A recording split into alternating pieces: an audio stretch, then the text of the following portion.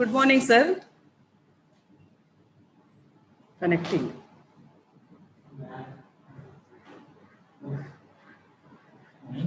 Okay.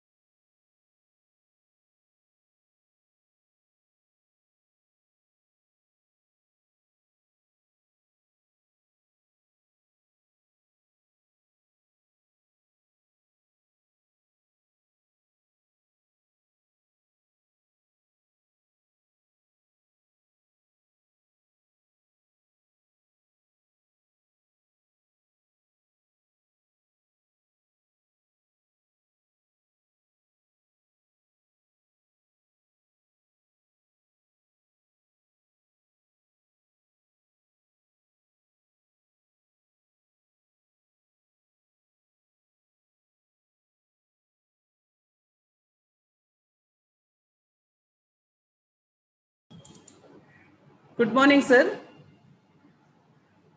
Nagendra Swami, sir.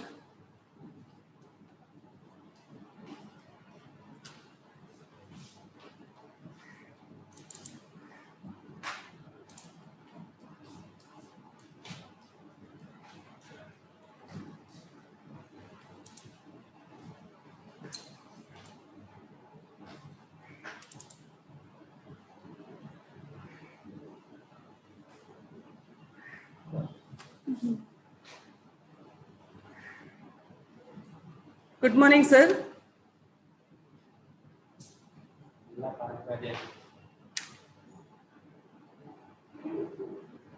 ಕೇಳಿಸ್ತದೆ sir ಕೇಳಿಸ್ತಿಲ್ಲ ಅಂತ ಕೇಳಿಸ್ತದೆ ಕೇಳಿಸ್ತದೆ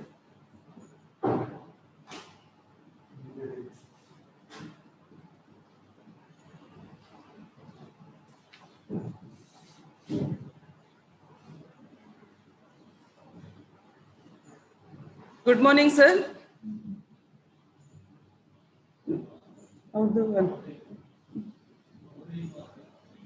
mostly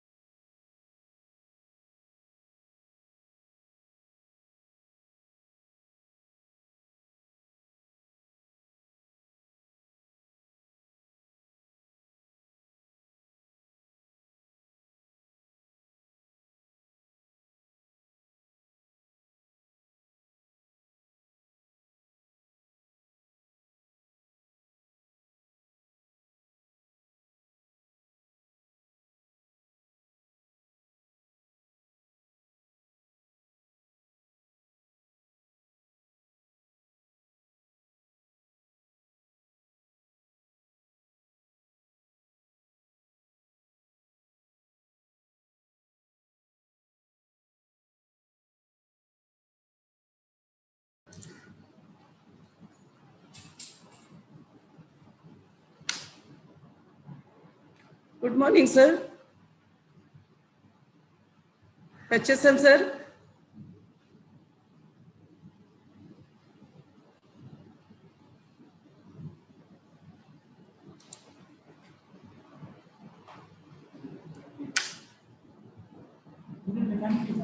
He has successfully guided 5 students towards doctoral degree and currently guiding 6 students.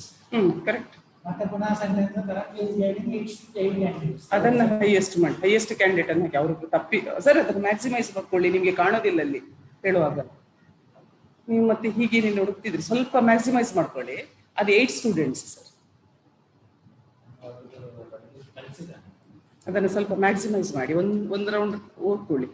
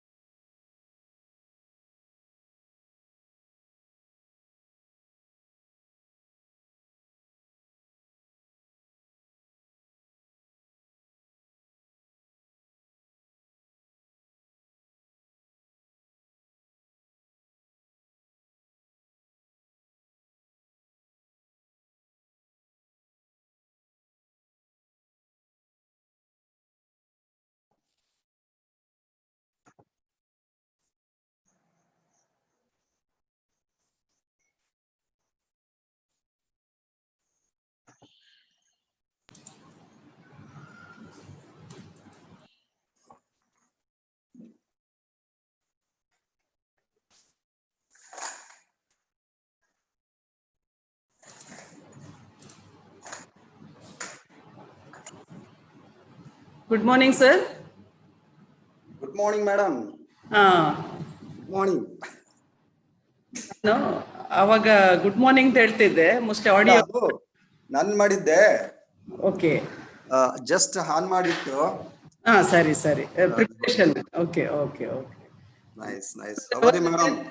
Fine sir, fine. Good. ನಾವೊಂದು 10 minutes ಅಲ್ಲಿ start ಮಾಡೋಣ sir. No problem madam, no issue, no issue. Good morning and welcome you sir. Thank you madam. ಒಂದು 5 minutes ಅಲ್ಲಿ ನಾನು ಮತ್ತೆ ಇದು ಮಾಡ್ತೀವಿ sir. It's okay, no issue, no issue. Right. Good morning sir.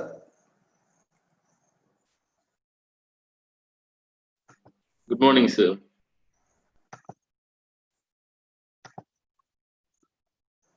So just for a 5 minutes, I will just switch off my video, sir.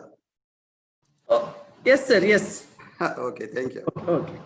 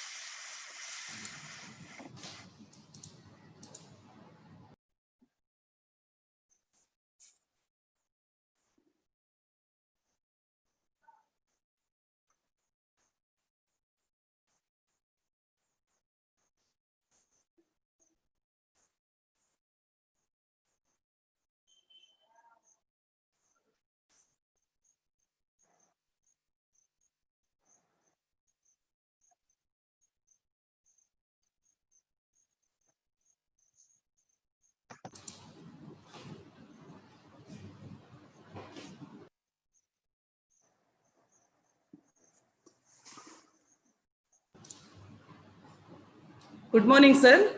Good morning, madam. Shall we start? Yes, madam, sure. Yes. Am I audible, madam? Yes, sir. Yes. Okay, thank you. Thank you very much, sir. Good morning, sir. Guru, sir. Welcome you, sir. Guru sir is there. Good morning, HSN. Oh, good morning, sir. Good morning. Good morning. Good morning, sir. So, a very good morning to one and all present online in Zoom platform as well as YouTube channel.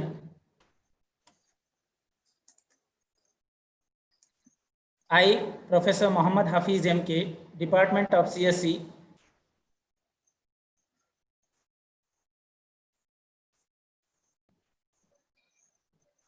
welcome you all to the third day of online short-term training program on machine learning for societal applications.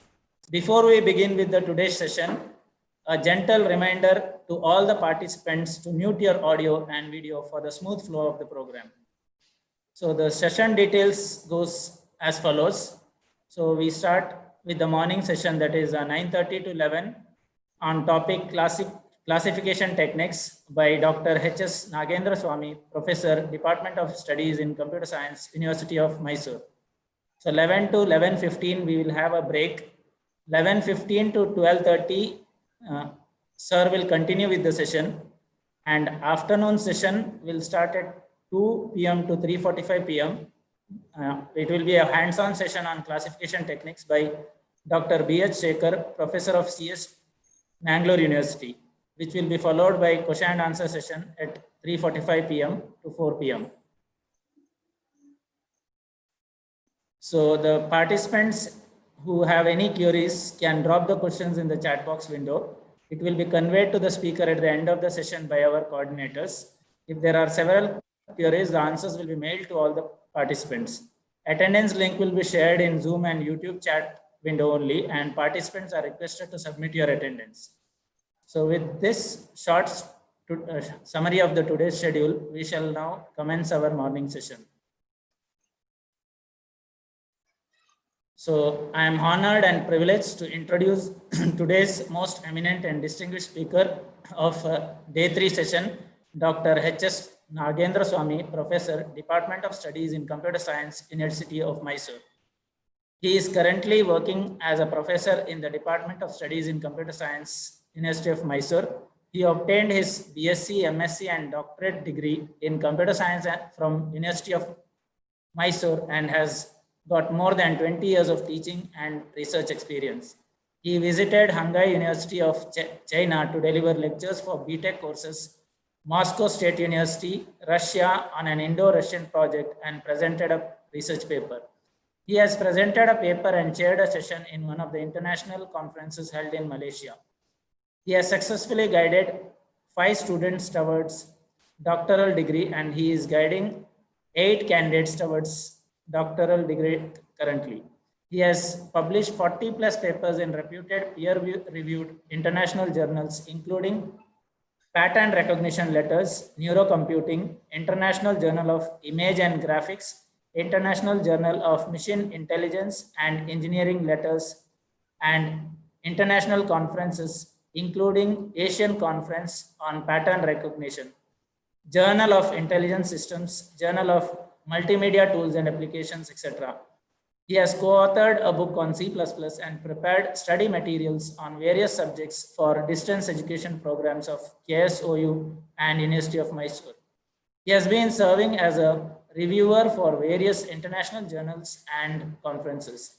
He was the program chair for the International Conference on Cognition and Recognition 2011 and Data Analytics and Learning 2018, organized by DOS in Computer Science, University of Mysore. His area of interest include pattern recognition, image processing, fuzzy sets and theory, data mining, and related areas. With this short introduction, I wholeheartedly welcome our today's speaker, Dr. H.S. Nagendra Swamy. I welcome you, sir. Thank you very much, sir. So without further delay, I request Dr. H.S. Nagendra Swamy to start the session. Over to you, sir. Thank you very much, Muhammad Saifuddin, for having introduced me to the audience. Thank you very much.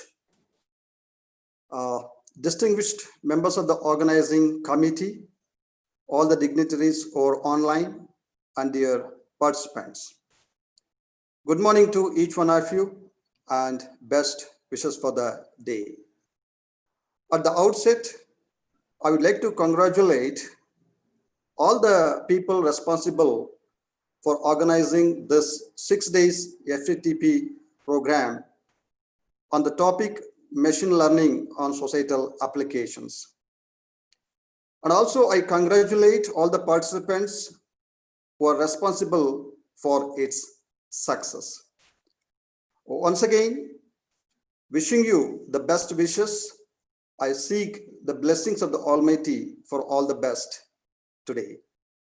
So with this, let me now share the PowerPoint presentation and let me continue my presentation.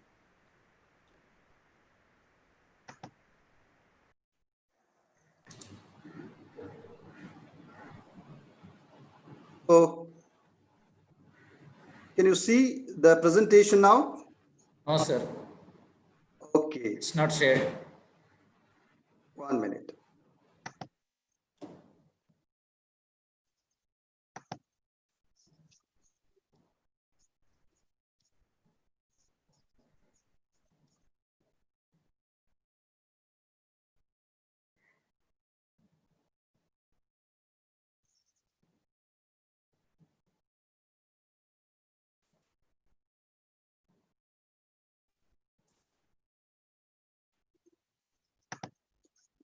Can you see the slide?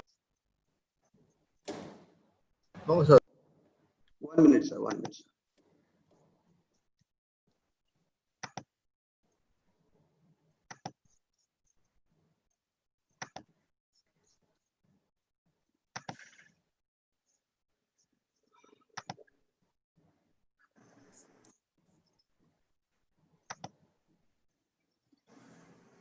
Okay, visible, sir.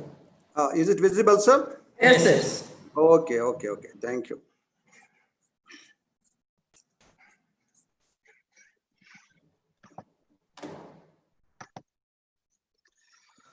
Okay.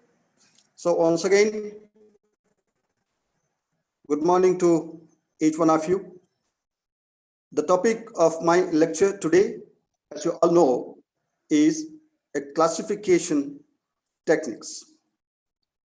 I've already been introduced to all of you, and my mail ID is hsnagendraswamy@gmail.com and hsnswamy@computerscience.uni-mysuru.ac.in.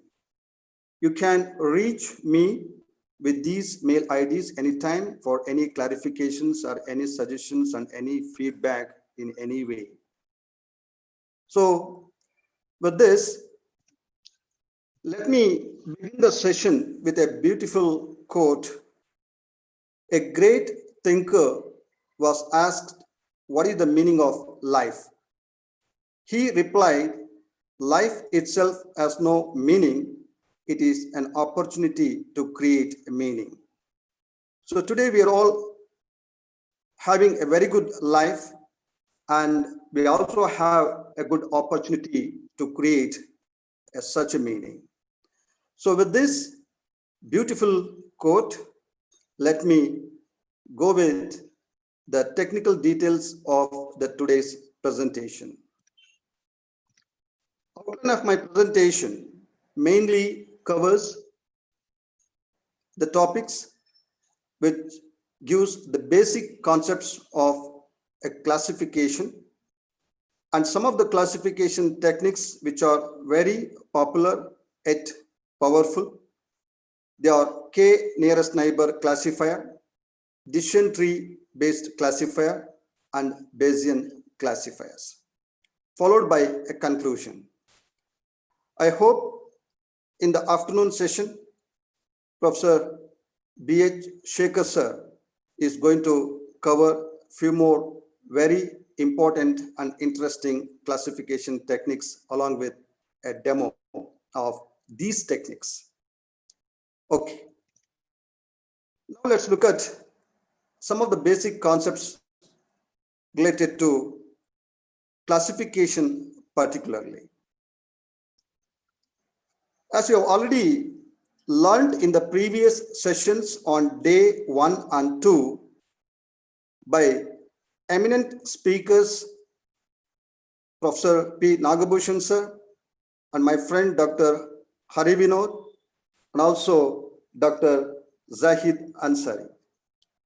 All of them have given a lot of information, the technical content, and the basic concepts related to machine learning and machine learning algorithms.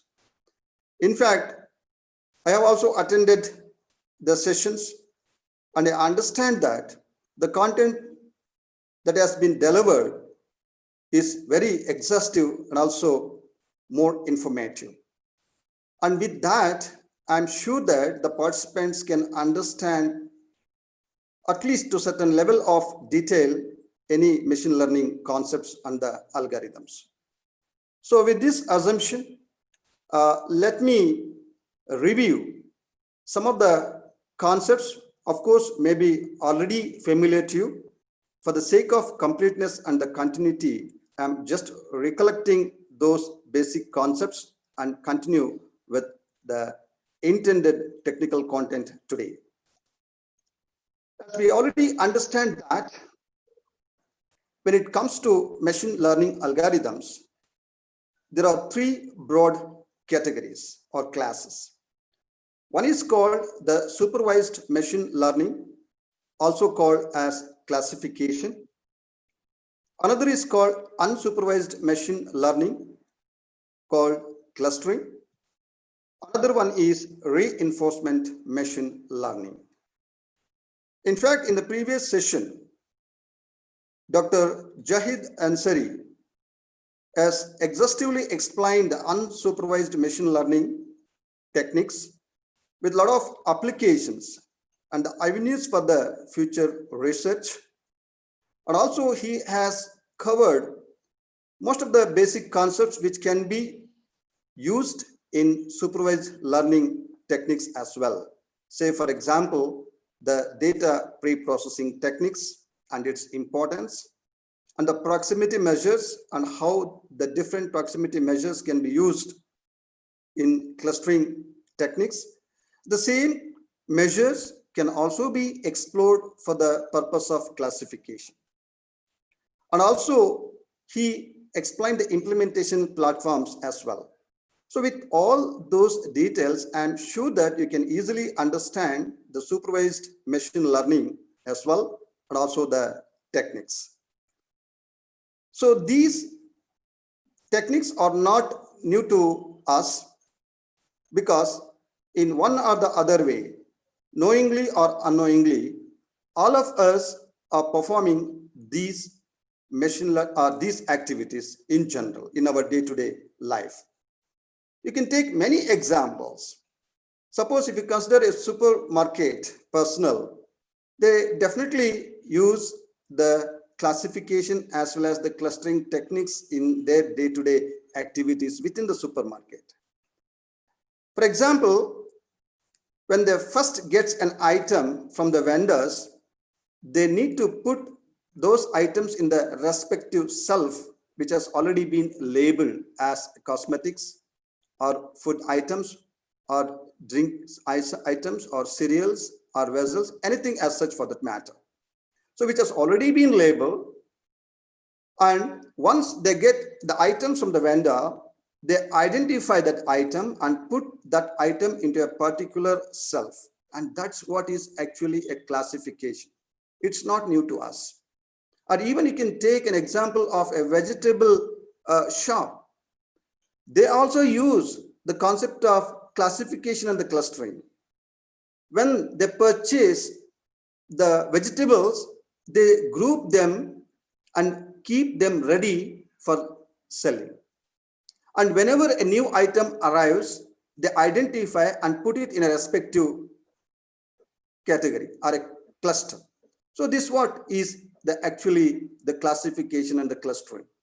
And similarly, when it comes to reinforcement learning, so we all have subjected to this reinforcement learning when we are studying. And even today also, we adopt this technique. Because when we teach a kid, first we try to explain the kid. Say, for example, I want to teach the alphabets of Kannada or English to a kid. So first I will teach the kid that this letter is called A and this letter is called B, etc. Now, suppose if the kid confuses a particular letter with some other letter, we try to correct it. So whenever it does the good thing, we say, we reward it and we continue it further. Suppose if a kid makes a mistake, we correct it and try to make it right. So this is how we learn the things. The similar techniques can also be used to train the machine. And that's what we call reinforcement machine learning. So these are the three basic machine learning algorithms which we can explore to make machines think artificially and also solves most of the societal problems, or we can explore these techniques to address most of the societal applications or societal problems. So with this brief introduction on various machine learning algorithms, let's continue. A particular technique, that is what is a classification. So before I give a very precise definition for a classification, let's look at this image or a visualization where we have a set of trained images like this. In this example, we have some 8 different categories of images which are already used or which are used to train the system. And all these images are already labeled. Say, for example, a smiley, a hand, toy, car, house, wild animals, pet animals, and food. So we are already familiar with these details and we have labeled it, and now we use this to train the machine. Now, how we train the machine? So definitely it requires a little bit of the very basic concepts of like a pattern classification, how to extract the features to represent an object in a machine, and those details. So maybe some of you have already studied those levels of detail, but here I try to cover certain level of detail to make you understand the concepts. So for more details, you can always refer a good material and you can understand the topic to the depth and make the concept very clear and also concrete. Now let's look at how can we understand this particular image or the visualization. Now, as I already mentioned that there are a set of trained images and we have labeled each category with a label. And now we are extracting some features for representing these images in a machine. Because we already know that any high-level concept can also be represented as it is in a machine. We need a corresponding machine level representation for such an object. And such a machine level representation for an object can be called as a feature vector.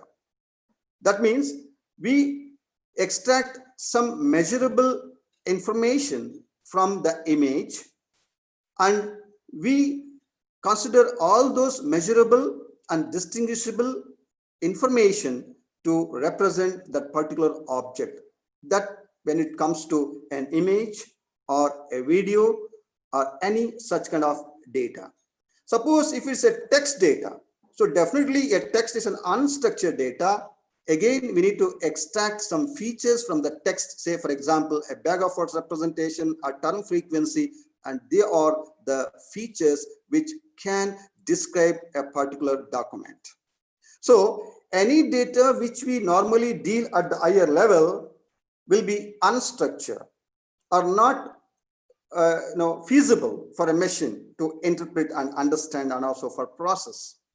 So we need to convert those text data or video data or audio data or any such type of multimedia data into a form which a machine can understand. And such a process is called feature engineering. We need to extract the features or relevant features from the objects in general, and we have to represent such objects in a machine in the form of a feature vectors. That's what I have mentioned here. So that means each of these images are represented with n-dimensional feature vector. N can be anything. Yesterday, Professor Zaid Ansari was explaining with an example of iris flower data set, where there are only 4 features, F1, F2, F3, and F4. Similarly, any object, any number of features we can consider which found to be feasible, and accordingly we represent that object in a machine, or we can call it as a knowledge base, okay, or a database in general. So that's how all these images are represented in the form of a feature vectors in a knowledge base. And now we have an instance, we call it as a test. So a test instance could be one of these kind images, or even sometimes the test instance may not be available in the database as well. Maybe it's a new object or new instance. Suppose if the instance is already present in the database, or it's closer to the one of the trained images in the database, then how we do the classification. So for example, if I consider this smiley object, then I extract similar features from such an instance object. I compare with each of these features vectors using any proximity measures which you have already learned in the previous session. Maybe it can be a Euclidean distance measure, or in generally a Minkowski distance measure, right? L norm or city block distance, or a cosine similarity you can use, min-max similarity you can use, or chi-square measure you can use. So any such relevant or a feasible proximity measure can be used to establish the distance or a proximity between the test instance and also with the reference instances in the database. So with this, have this feature vector of n dimension, and I compare with any proximity measure, and I found out the proximity or similarity between the images. Then I find out the label of the category which has the highest similarity with the test instance. So for example, in this example case, we have assumed that we have considered the smiley as a test instance, we have extracted the features, and definitely we expect the classification model to produce highest similarity with these set of feature vectors, because this set of feature vectors represents this particular smiley image in the database. So we assign the label for an instance that is a smiley.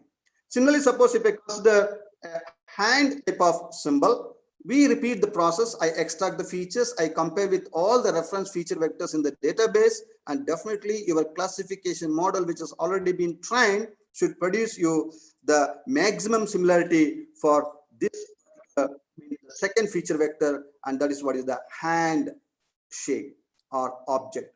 So likewise, we consider a test instance, extract the features, compare with the reference features already there in the knowledge base, and find out which is the which object has got the highest similarity, and consider the corresponding label, and accordingly we classify. And this is what the very simple concept or the philosophy of a classification technique. I hope you have understand how the classification can be done, or a classification model can be designed with respect to a machine learning concept.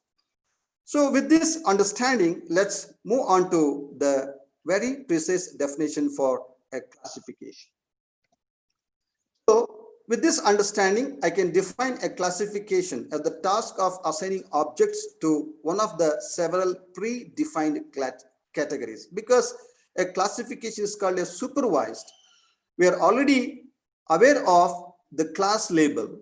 which are predefined, as I already mentioned, as an example of a supermarket or a vegetable shop or a drug out inventory and whatever it may be, right? So we have already predefined categories, and what we try to do is we just consider the instance or a test data and we assign the predefined label to the test instance. That's what classification is, the task of assigning objects to one of the several predefined categories. And this can be visualized as a block box with this diagram. That is, input attribute set X of any dimension. We call it as the feature vectors. And there is a classification model which has already been trained, and that classification model will give you the class label, right? To which class this instance or a test object belongs to. And this is what is the visualization of a classification task. So more precisely, we can define a classification is the task of learning a target function F that maps each attribute set X to one of the predefined class labels Y. So now the very challenging task for a machine learning is we need to identify the best target function that maps the attribute set of an instance object to a predefined class labels. Okay, so this is what is the classification task. Now, if at all I want to make it much more precise from a machine learning algorithm point of view, I think I can give this definition. Given a collection of records, we call it as a training set, where each record contains a set of attributes. One of the attributes is the class. I will show you an example so that you can better understand these definitions. Find a model for a class attribute as a function of the values of other attributes. So the main task is we have to find out the model for a class attribute as a function of the values of other attributes. So the goal is previously unseen records should be assigned a class label as accurately as possible. For example, if I consider a test instance, as I already mentioned, as a smiley, then I should get the accurate label from our model or a classification model, right? So similarly, for any item for that matter, when I input a test or unseen data or an object, and that should be accurately classified, and that's what is expected from any classification model. So it has to satisfy the property of mutually exclusive and exhaustive. So of course, there are other machine learning techniques. We call them as soft computing techniques, where we can assign more than one label for a test instance, okay, in reality. But in a general sense, in a crisp classification concept or a technique, we assign only one label to the test object. Okay, that means either it has to belongs to a class 1 or class 2 or class 3. That's what is called mutually exclusive. We assign a membership value of 1 for that particular test instance where it belongs to one of the classes. So the membership value is 1. But in case of other soft computing techniques like a fuzzy classification, maybe we can assign the degrees of membership. That means the test instance may belongs to 70% to this particular class 1 and 30% to class 2, something like that. Because as all of you have already observed, say for example, a news item classification. When I take a news item classification, so definitely that news item may contain the information or the details about the entertainment like sports or a movie, or it may also contains the information about the politics, or it may contain the information about the agriculture or any other societal matters. If that is the case, so definitely in reality, we can expect the classifier to assign degrees of membership for the given test instance. That means the given test object may belongs to this level of degree, or say, for example, 70% to a class 1, 30% to class 2, and 40% to class 3, etc., something like that. And we can call it as a fuzzy classification or a soft computing approaches to classification.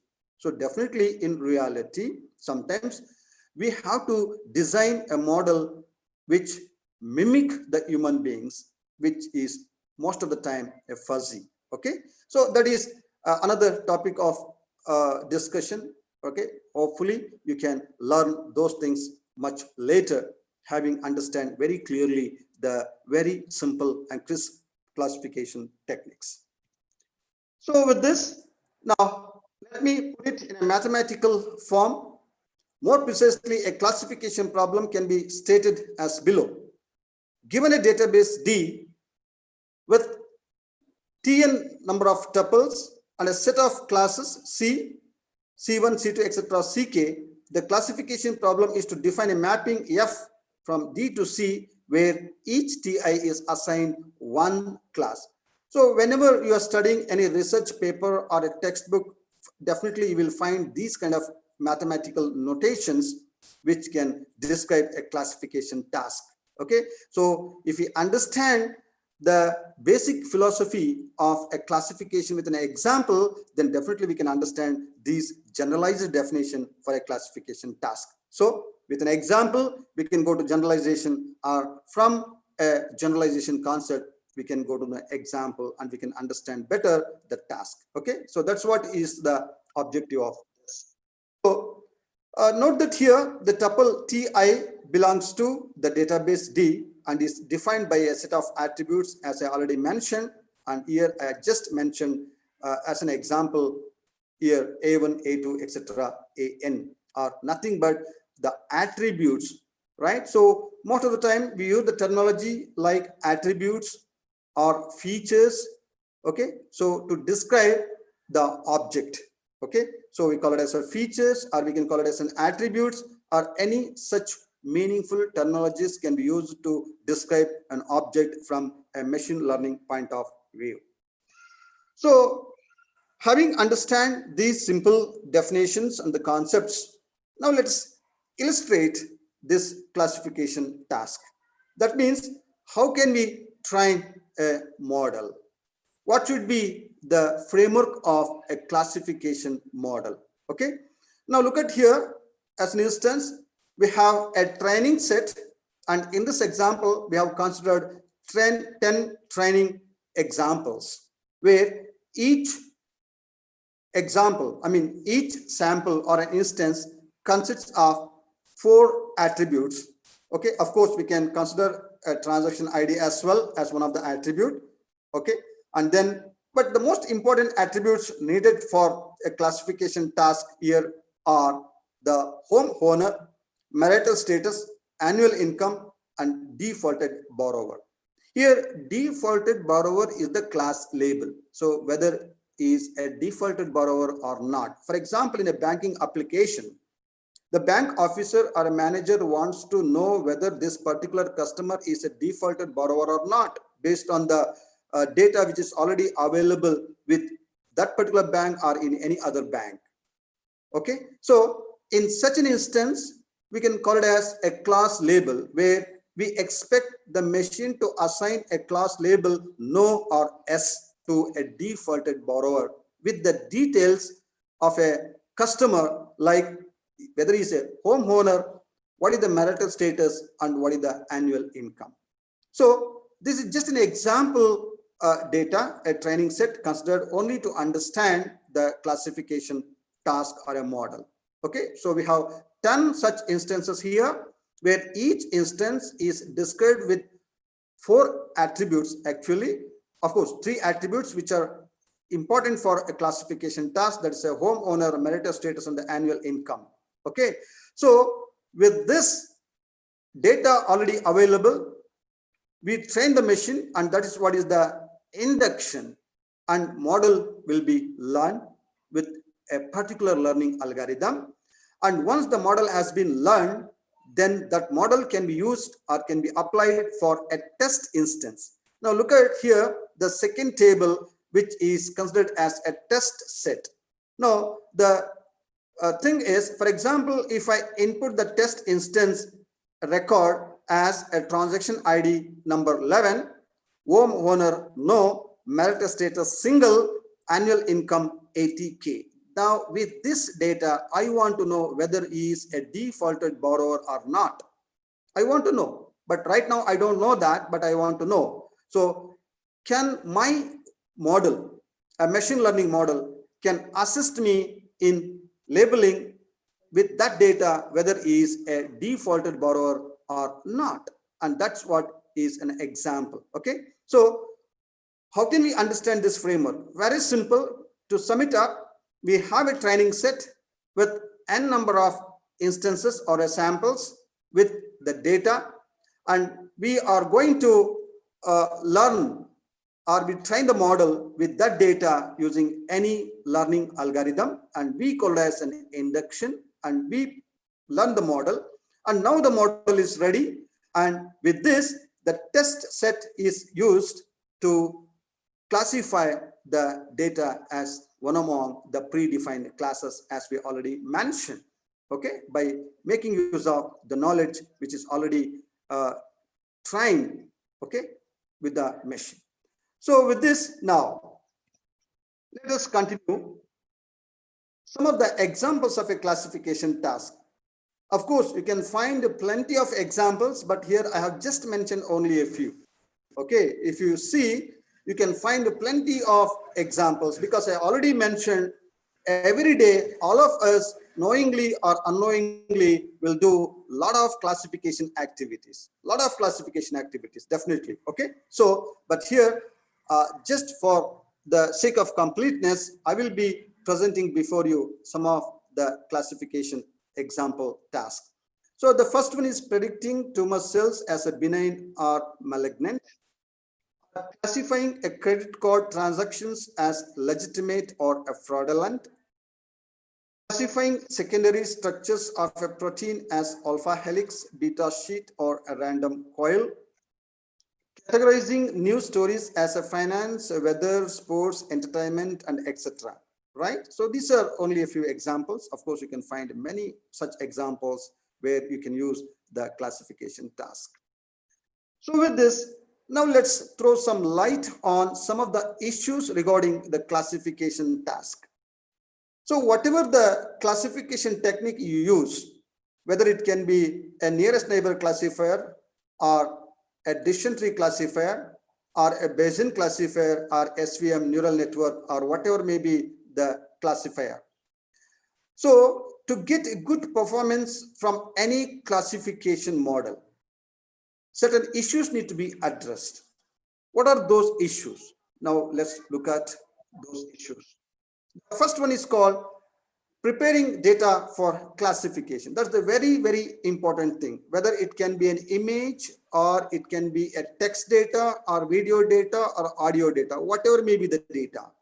First, you have to prepare the data for a classification, right? I cannot take the image directly and I do the classification, right? Because that requires some processing in between, right? As you have already seen, the block box of the classification model, that's how we just input the attribute X or an image, and it will give us the predefined label, right? So to perform the task, we need to prepare the data for a classification. The data can be image, text, audio, or video, or any such data. In general, we can call it as a multimedia data.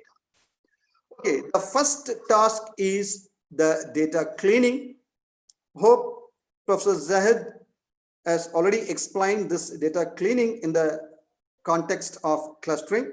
Of course, the similar data cleaning techniques can also be used here also for preparing data for a classification. The data cleaning means, so we can find out the missing values, or we can find out the outliers, or we can find out the relevance of a particular attribute or a feature for a classification task. So any such kind of task can be considered as a data cleaning. Okay. So any kind of pre-processing. For example, if I consider an image, I want to do some kind of pre-processing, and then I want to extract the features, right? Okay, so that's what is like data cleaning. So The next is the relevance analysis. So not all attributes are relevant for a class. Okay, so hope some of you might have already experienced it. So those who have involved in data mining task or a pattern recognition task, you have already understand the relevance of a particular feature for the task of classification or recognition or for clustering, anything as such, right? So we need to identify the relevance of the data. Okay, so that's how, like, for example, a feature reduction or a feature selection. Okay, so by doing so, we can enhance the performance of any classifier or a classification task, and also we can reduce the complexity and make the system employable in a real time. So that's what is called the relevance analysis, and that is a subjective, and depending upon what classifier you're going to use and what task of classification you're going to do, accordingly you can define what is the relevance of the particular attribute for that particular task of classification. Another is the data transformation. Sometimes you want to transform the data from one form to another form for better analysis, for better understanding or interpretation, and also for a better learning. Okay, so those who have studied image processing or data mining concepts, so maybe you might have already understand what is meant by data transformation. Otherwise, so I suggest you to refer a particular text in case if it is very much required for your research work or very much relevant for your subject of study. Okay, because all these things will definitely take some time or some level of depth of understanding and analysis. Okay, so at this point of time, I just give you certain level of detail. So the data transformation means the data can be transformed into some other domain. Okay, maybe for example, in case of a principal component analysis, the data can be transformed into the principal components. Okay, or again, we can go from spatial frequency to spatial domain to the frequency domain, right, by using the Fourier transformations, right? Or any such kind of transformation we need to perform so that we can keep the data ready for the classification task. And the another very important issue regarding the classification task is comparing classification methods. How can I say that a particular classifier or a classification method is the best method for my task? So definitely, when it comes to such kind of comparison, one of the issue is the predictive accuracy. So how accurately the classification model can predict the unseen instance or an object. So accuracy plays a very important role in comparing any classification method, and also whenever you want to apply a classification method for your real-time application, the predictive accuracy is one very important issue you must take into account before employing that technique. The other one is the speed. So for a real-time application, speed also is very important thing, because for example, if at all I want to classify a person whether is something like whether he is an authenticated user or not in kind of a biometric technique. So definitely speed is very important. For example, if I go to a ATM and I give my fingerprint, suppose if the ATM has to recognize whether I am an authenticated user or not, then it has to does that particular task within few seconds. That's what is the speed. Suppose if it takes few minutes, then we don't accept such a system. So the speed also plays a very important role in deploying any classification technique in real-time application. So speed is one such issue which we need to consider when we are designing a classification model. Another one is called the robustness. Okay, how stable the classification model is, maybe for a noisy environment or for any such kind of environment, right? How robust it is, that's also one interesting and important issue need to be taken into account. So with this, now, another very interesting and important issue is the scalability. For example, you have designed a classification model which works better. Maybe it can give you 99% of predictive accuracy for a small sized database. Maybe I have some 100 different classes of data, And for that 100 different classes of data, my system may produce 99% of accuracy. But suppose if I add more number of classes, maybe I increase the number of classes to 200 or say, for example, 1000.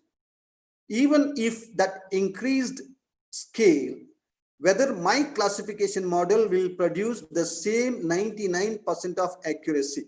And that's what is very, very important.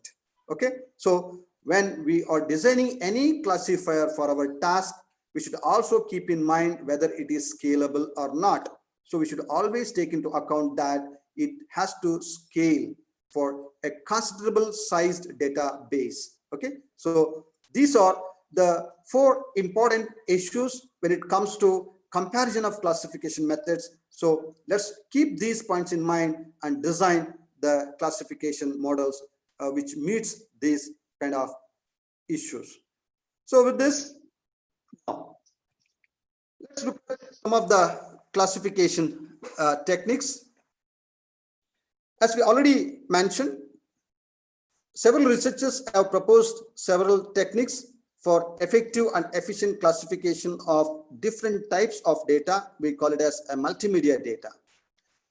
Among those different techniques, some are very subjective to a particular class of task, and some can be generalized. So accordingly, some of the very popular classification techniques which you can find in literature are the distance-based classifier. So K nearest neighbor is a distance-based classifier, which is very simple and very popularly used classifier. Another is called addition tree-based classifier, where we can classify based on certain rules which are visualized as addition tree. So here ID3, C4.5 card are some of the addition tree based classifiers which are already available, and some of you might already tried these addition tree based classifiers for your task. And statistical method based classifiers like a Bayesian classifier or regression, they can also be used. And the very popular recent classification techniques are SVM and neural network based classifiers. So we can find many such different types of classification techniques which we can explore for a classification task. So in this lecture, or in my presentation, I try to cover the 3 important classification techniques, as I already mentioned. One is called K nearest neighbor classifier and decision tree based classifier in general, the concepts, and also a Bayesian classifier. So as I've heard that this SVM and neural network based classifiers will be covered in some other sessions. So with this, now let's look at the K nearest neighbor classification technique. I hope majority of the researchers have explored this K nearest neighbor classification technique for the task of image classification or text classification or audio, whatever it may be, because it is a very simplest classification technique we can implement and we can use, right? But for certain applications, it is very powerful, easy to implement as well. So because of that, most of the researchers have explored the importance of this K nearest neighbor classifier. This KNN algorithm stores all the available data and classifies a new data point based on the similarity. I can call it as, in general, a proximity, right? So in majority of the literature, they call it as a similarity, right? So let's use the word called a similarity, okay? So KNN algorithm stores all the available data and classifies a new data point based on the similarity. It is a non-parametric algorithm, which means it does not make any assumption on underlying data like other techniques, right? So maybe in a Bayesian classifier or in some other statistical based classifiers or some other SVM classifiers and etc., where they They are called a parametric, where we need to know what is the data distribution. But this k-nearest neighbor algorithm is a non-parametric nature, which means it does not make any assumption on underlying data. It just stores the data in the database.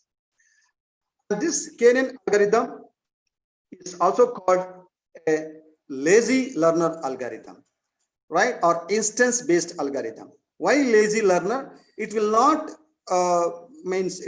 use a lot of complexities in training the model, other than just storing the feature vectors of the training samples in the data. Apart from that, it does not involve any complex training, something which we use in a neural network classifier or SVM classifiers or NEPSA, etc., something like that. Okay, so in that context, this KNN is called as a lazy learner algorithm or instance-based learning classifier. Now let's look at an example visualization. This is a KNN classifier. I have an input data, say, and in the database, I have some objects which are already trained or used for training a machine, and the predicted output. So in this example, I have shown a cat and a dog. The input data is a cat, which is the shadow of the cat. That's what is the shape. We don't have any color information or the texture information here. Only the shape information is available. Okay. So with that shape information, we are going to do a classification, and your classifier has give us the label, it is a cat. That's what is the predicted output.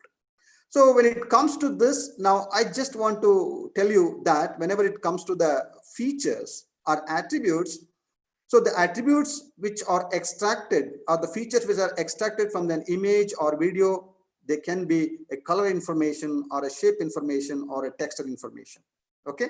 So similarly, such features can be, such relevant features can be explored even from a text, audio, and also from video instances. Okay. So depending upon what is the task, we have to decide what the relevancy of the features. So in this example, it is the input data is only a shadow of a cat image. So I can use only the shape features, and with the shape features, I can effectively classify that it's a cat, and your classifier has produced the output, and that's what is the cat.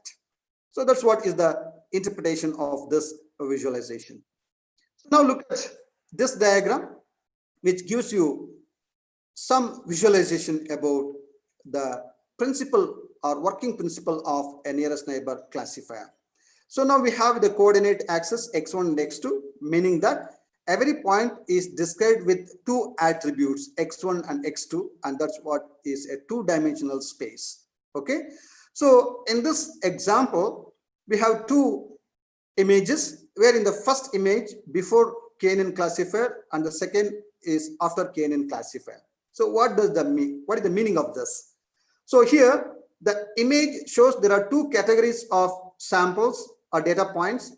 We labeled it as category A and category B, where you can see the category A is with a green color and category B is with a yellow color.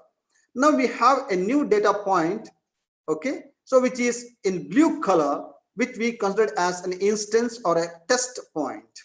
Now the task of a classifier is whether it belongs to a category A or category B. So this can be achieved through a k nearest neighbor classifier. Okay. So here, now when you look at the second image says that the given data point is assigned to category 1. Now the question is why? Why the classifier has classified the given data point as belongs to category 1? The reason is very simple. By looking at this visualization, you can easily understand that the data point is close to one of the data points in category A when compared to category B. Okay. And because of that, right, if I consider the first nearest neighbor where k is equal to 1, if any one point which is closer to the test sample or instance point, then I assign the corresponding label to that new data point. So in this example, so the new data point has been assigned to the category A. Now let's look at another example instance. Again, a two-dimensional plane, x1, x2 are the features describing the data point in a two-dimensional space. We have two categories of data points, category A and category B, and category A is marked as green, category B is blue. Now we have a new data point which is colored yellow. The question is, to which category I must put this new data point, or what is the label, whether it's a category A or category B. Now let's look at here. We have considered the 5 nearest neighbors. Okay, 5 nearest neighbor which are marked with the round symbol or a circle. Look at here. These are the nearest neighbors. 5 nearest neighbors we have considered. So out of 5 nearest neighbors, the 3 nearest neighbors are very much close to the new data point. That's what the category 3 of the points from category A are closest to the new data point, and 2 points from category B are closer to the new data point. By majority of voting, now we can classify the new data point as belongs to category A because of majority of voting, and we can say confidence. Okay, so this is what the principle of a K nearest neighbor classifier. Very simple and easy to understand, implement as well. So similarly, you can consider 7 nearest neighbors or 9, etc. Any number of nearest neighbors you can consider depending upon the feasibility. And of course, there are certain techniques to be, or certain analysis need to be made to decide the correct value for K. But in this example, just for understanding, we have considered the 5 nearest neighbors, and with this 5 nearest neighbor concept, the given data point has been classified as category A because there are 3 samples which votes for this new data point. So with this, how it works? It works based on a measure of distance between observations, which you have already mentioned as a proximity. It can be sometimes a dissimilarity, or it can be a similarity. It doesn't matter. It all depends on how you implement the algorithm. So in general, we can call it as a proximity, right? So it works based on the measure of the distance between the observations. The K nearest neighbor rule classifies an observation X as follows. Now let's look at the steps followed with this K nearest neighbor classifier. So find the K closest observations in the training data, predict the class by majority vote, choose the class that is most common among those K neighbors. I hope you have understand these statements with respect to the previous example images or the instances which we already explained. And K is a parameter, the value of which will be determined by minimizing the cross-validation error later. So while training, or whenever we are analyzing the classification model, we can decide empirically what is the best value for a K. Of course, it all depends on what classification task you are going to perform and what data you are going to consider. So all those things matters, right? So K is a parameter, the value of which will be determined by minimizing the cross-validation error later. So with this, now, if at all I want to put it in a nutshell, the various steps involved in K nearest neighbor classifier, now we can remember these steps. The first step is store all training data samples in the knowledge base. First thing. So how you do it? Suppose if it's an image, you have to pre-process the image, extract the features, and represent the image in terms of feature vectors in the database. Suppose if it's a text, extract the features like the keywords or a bag of words or a frequency term frequency, and represent the documents in the database in terms of the feature vectors. If it's a video, the same process you can follow. If it's audio, again, you are extracting some features from the audio signal and you are representing that particular audio in the database. So you have to understand what are the features to be extracted and how those features are represented in the knowledge base. And that is what we have mentioned here. Store all training data samples in the knowledge base. Okay. So the second step is for an input test sample, compute its proximity with all the training samples in the knowledge base and search for the k nearest samples. Okay, I think very simple, easy to understand. For example, in my database, I have 1,000 samples. Now, the test sample or instance need to be compared with all those 1,000 samples. And that is what is one of the major drawbacks of the k nearest neighbor classifier. So whenever the training samples or the database size grows, the performance of a nearest neighbor classifier may sometimes degrade. Okay, or it may take more time to give us the result. Okay, because it has to perform the comparison with all the samples in the knowledge base. Okay, so that's what for input test sample computes its proximity with all the training samples in the knowledge base and search for the k nearest neighbor samples. Compute the confidence for each class as Ci by k, where Ci is the number of samples among the k nearest samples belonging to class I. So I think you can understand this easily. For example, if there are two classes, as I already mentioned, C1 and C2, and k is equal to 5, right? Now, class 1, we have 3 samples, and class 2, we have 2 samples. I mean, when it comes to the top 5 samples, okay, so out of 5 samples, that is k equals 5, 3 are from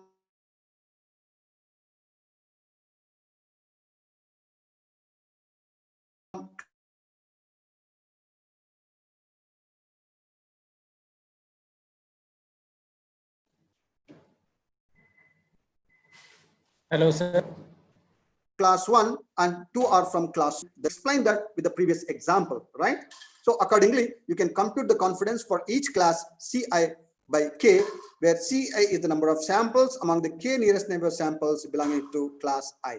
Okay, so with this, the classification for the input sample is the class which is the highest confidence, right? Which is the highest confidence, right? So that's how we can perform a simple k nearest neighbor classification for our data, right?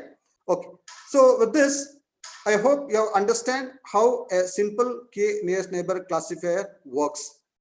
Okay, so having understand the very basic principle of a k nearest neighbor classifier, now let's look at some of the questions associated with this nearest neighbor classifier.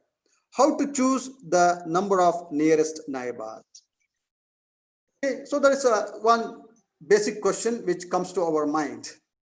So according to the study, the researchers have given some information that the number of nearest neighbors k should be based on a cross validation or a number of k setting. Okay, you can perform a number of k settings and you do the cross validation, and accordingly you can decide what should be the best k. K is equal to 1 is a good baseline model to benchmark against.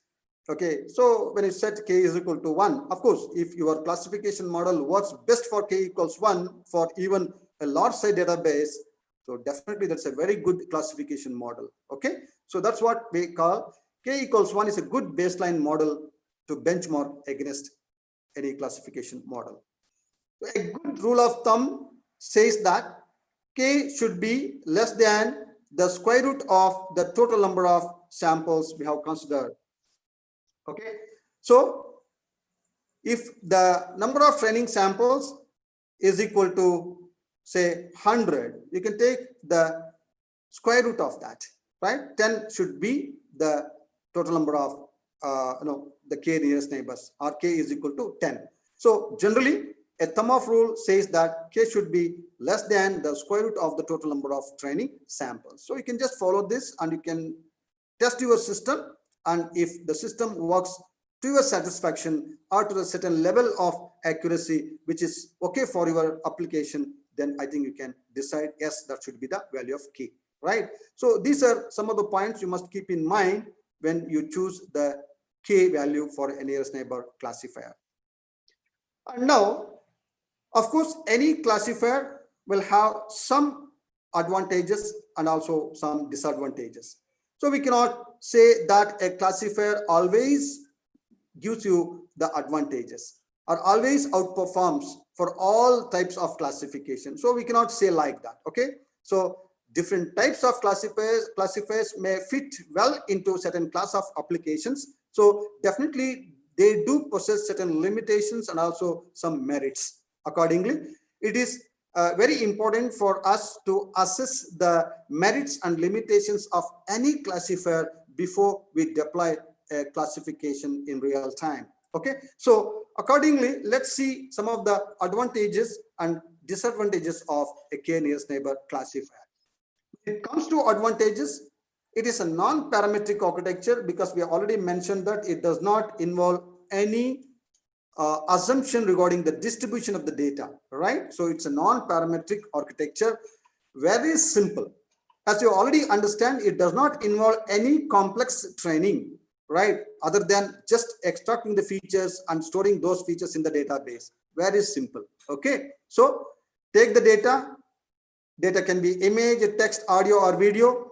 Do the feature engineering, means extract the features from such a data and put that in the database. That's all you're going to do in the training stage. Okay. So it does not involve any complex training. Hence, it is a simple. Yet it's a very powerful technique. Okay. Because it just involves only a simple matching, right? Take the test instance, extract the features, compare with the reference features in the database, and find out the k-nearest neighbors and assign the label of the maximum class, right? I mean, the samples from the maximum class, consider that particular label and assign that label to the instance, right? Class or instance sample. So that's how it is a very powerful for most of the classification applications. And it requires no training time. We already mentioned it's an instance-based classifier. But when it comes to disadvantages, it's a memory intensive, and sometimes the classification or estimation may become low, all right, or so slow. So memory intensive, I already mentioned that, for example, if at all I want to store millions of training data, right? So then definitely it is very intensive, right? Okay, for example, I want to store thousands of categories of samples in the database where each 1,000 samples will have 10 instances. So then it is a very memory intensive. And also the classification or estimation will become slow when the database size grows. Okay, so these are the very prominent disadvantages which we can find in a nearest neighbor classifier. Okay, so with this, I hope that you have understand a very simple and a crisp nearest neighbor classification technique, and you can easily implement if you have not yet implemented. Okay, so either you can use a MATLAB or R or Python or even a core programming language like C++. I think you can easily implement this nearest neighbor classifier in any platform, and you can test your model and also for whatever the task you have designed the classification model. Okay, so I have not included any explicit example for this because I understand that it's a very simple and straightforward. Maybe you can definitely try this offline at home and you can understand much more better. If at all you need any such illustrations, I think there are many portals or websites where you can browse through and you can get some examples and you can learn right on your own with this knowledge. Okay, I'm sure you can understand, you can implement, and you can explore the performance of the nearest neighbor classifier. So with this information, I just give you some other dimension, and that's what I just found some research article which has modified the k-nearest neighbor classifier, where they call it as they are going to define this function, right, for a classification, right? And also a fuzzy k-nearest neighbor classifier. I already mentioned that. Okay, so recently the literature has revealed the fact that in many applications, fuzzy-based nearest neighbor classifiers may produce a better results, okay, and also more intuitive, right? So I could not find the detailed description about these this particular work because it was not available for a free access and it was published in a Springer. Okay, I will share you the reference of this paper if you are interested, and you can explore, and I think you can get more details about this. Okay, but it's a very simple. I will just tell you how it is simple. Okay, so what you do is you have the k nearest neighbor I equals 1 to k. Say k may be, say, for example, 2. Let it be 2, right? There are two classes. Sorry, k equals, say, 5. There are 5 nearest neighbors. And let this j indicates the class label, right? Now, what I do is I take the class label. So here is a crisp classifier. The class label can be either 1 or 0. I consider the corresponding similarity, right? X to corresponding xi. Now, here X is the instance we classified and Xi is the already labeled data sample available in the database. Okay. For example, let us assume that X1, X2 are the class labels. Okay, samples belongs to class 1. X3, X4, X5 are the samples belongs to class 2. Right. Now, what I do is I estimate the similarity between the test instance and the reference instance. I take the similarity and I multiply with the corresponding class value, either 1 or 0, and then I compute the sum. And accordingly, I find out to which class the value is maximum, right? And I assign instance to the class. That's how it works. So similarly, we have another formula where we use a fuzzy, and this is what is the formula for a fuzzy. I think we can interpret little later. Suppose if we get the paper related to this work, maybe you can explore. It's very easy to understand. But now I will show you one simple example how this KNN or this modified fuzzy KNN works. Okay. Now let's look at an instance here. There are two classes, say C1 and C2. Let k equals 5, nearest neighbors, and S1, S2, S3, S4, and S5 denote the 5 nearest neighbors. Okay, I think now you can easily understand the scenario. Okay, C1, C2 are the two classes, right? K is equal to 5 are the nearest neighbors. Let S1, S2, S3, S4, S5 are the nearest neighbors. If top 2 nearest neighbors are from class 1 and next 3 are from class 2, that is 1, 2 belongs to class 1 and 3, 4, 5 belongs to class 2. Now, our conventional k nearest neighbor classifier will classify the given instance belongs to class 2 because there are 3 samples from class 2 and 2 samples from class 1. Okay, according to this confidence or the majority voting principle, the given instance is classified as belongs to class 2. I think you can understand easily this simple principle. So let the similarity between the test sample and the top 5 nearest neighbors are as follows. Now look at here an example case. The similarity of X means the test sample with S1, that's what the nearest neighbor is equal to 0.5, the first nearest neighbor. And second nearest neighbor S2 is 0.8. Okay, and the third nearest neighbor S3 is a 0.7, and similarly 0.7, X and S4 0.7, X and S5 is a 0.6. Now, with this, our KNN classifier will definitely, according to the formula what I have mentioned in the previous slide, according to this, the given instance X is classified to class 2. Because here we have the membership value 2.1 and this 1.7, and this has the more confidence. Okay, so accordingly, the instance or unseen test sample is classified to class 2 according to this. Now, suppose if I apply the fuzzy nearest neighbor classifier, then it will classify the given sample to category 1 or class 1. Now look at here the membership value. So by using the previous formula, if I compute the membership value, then definitely this says that the given sample has more membership value, that's 0.657 greater than the class 2, and hence the sample X is classified to category 1 or class 1 rather than class 2. Your conventional k nearest neighbor assigns the test sample X to class 2 in this case, but the fuzzy nearest neighbor classifier will classify the given instance X to a class 1 according to these values. So this is how, but now you can test the performance of the classifier, right? So my suggestion to you is you just implement both the versions of the classification, right? Technique, the k-nearest neighbor classification techniques. And for your data set or for your application, you see which one performs better. Suppose if your fuzzy KNN performs better, you can go with the fuzzy KNN, or if your crisp KNN works better, you go with that, right? So it's the subjective, right? So depending upon what data you have, what is the ambiguity in the data, what is the uncertainty in the data, and what is the challenging part of the data, right? Because sometimes what happens, no, the intra-class similarity, right? I mean, intra-class variation will be sometimes more than intra-class, right?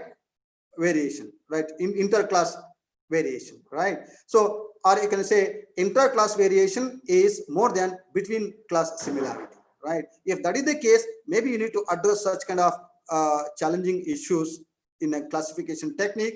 And further, maybe you can explore the fuzzy k-nearest neighbor classification techniques, and that works better than the conventional k-nearest neighbor classifier, right? So it's all up to you to study and decide which works better. Okay, so for more details of this fuzzy KNN, maybe later I can share you the reference article with you. You study, understand, and implement it. And if you have any doubts at any point of time, please write to me with my mail ID. I will take positively your queries or your request, and I will help you to clarify your doubts. So with this information on k-nearest neighbor classifier, I hope that you have understand, right? And if you have any clarifications, you can, I will try to clarify at the end. Okay. So with this, now let me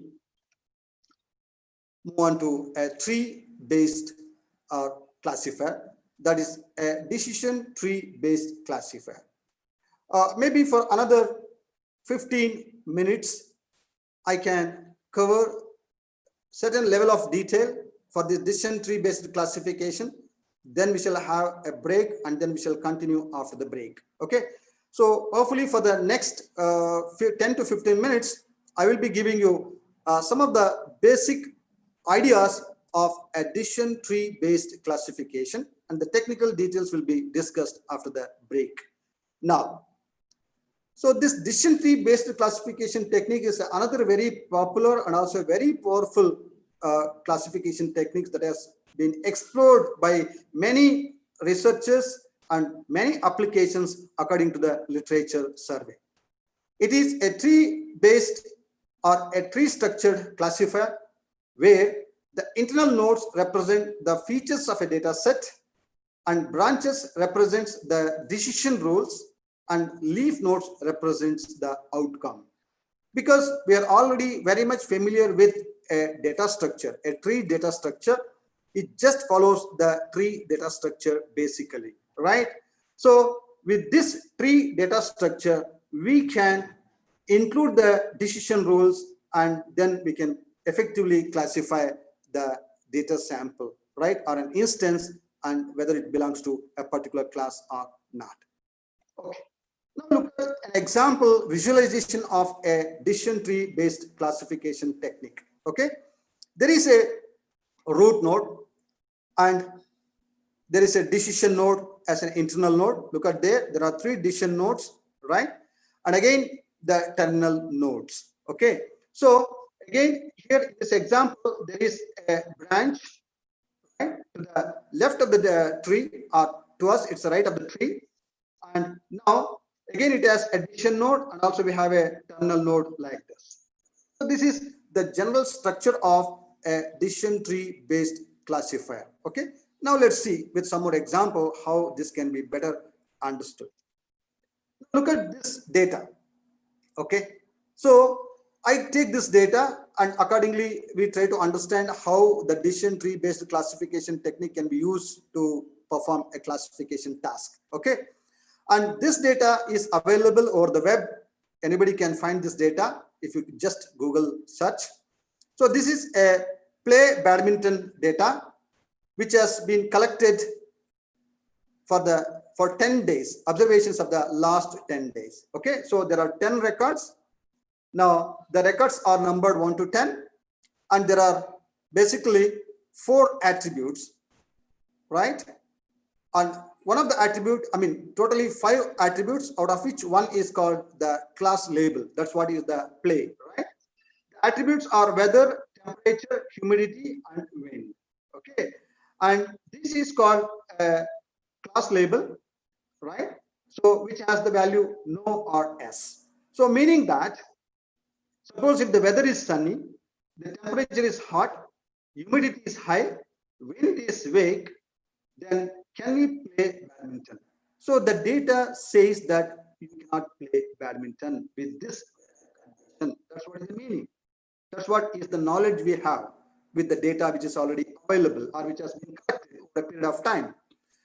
Suppose if the weather is cloudy, temperature is hot, humidity is high, wind is weak, then the data says you can play badminton. Similarly, if the weather is sunny, temperature is mild, humidity is normal, wind is strong, then also you can play badminton. So that's how, what you need to do is, you have to collect the data for training a machine, and accordingly you can train a system, right? So for example, if this is the data, we can train a decision tree, or we can construct a decision tree based on this training data, and then when a new instance arrives with a particular weather, temperature, humidity, and wind information, then I must be able to assign a label whether I can play badminton or not. Okay, so that's what is the classification task, and for this we can construct a decision tree, right?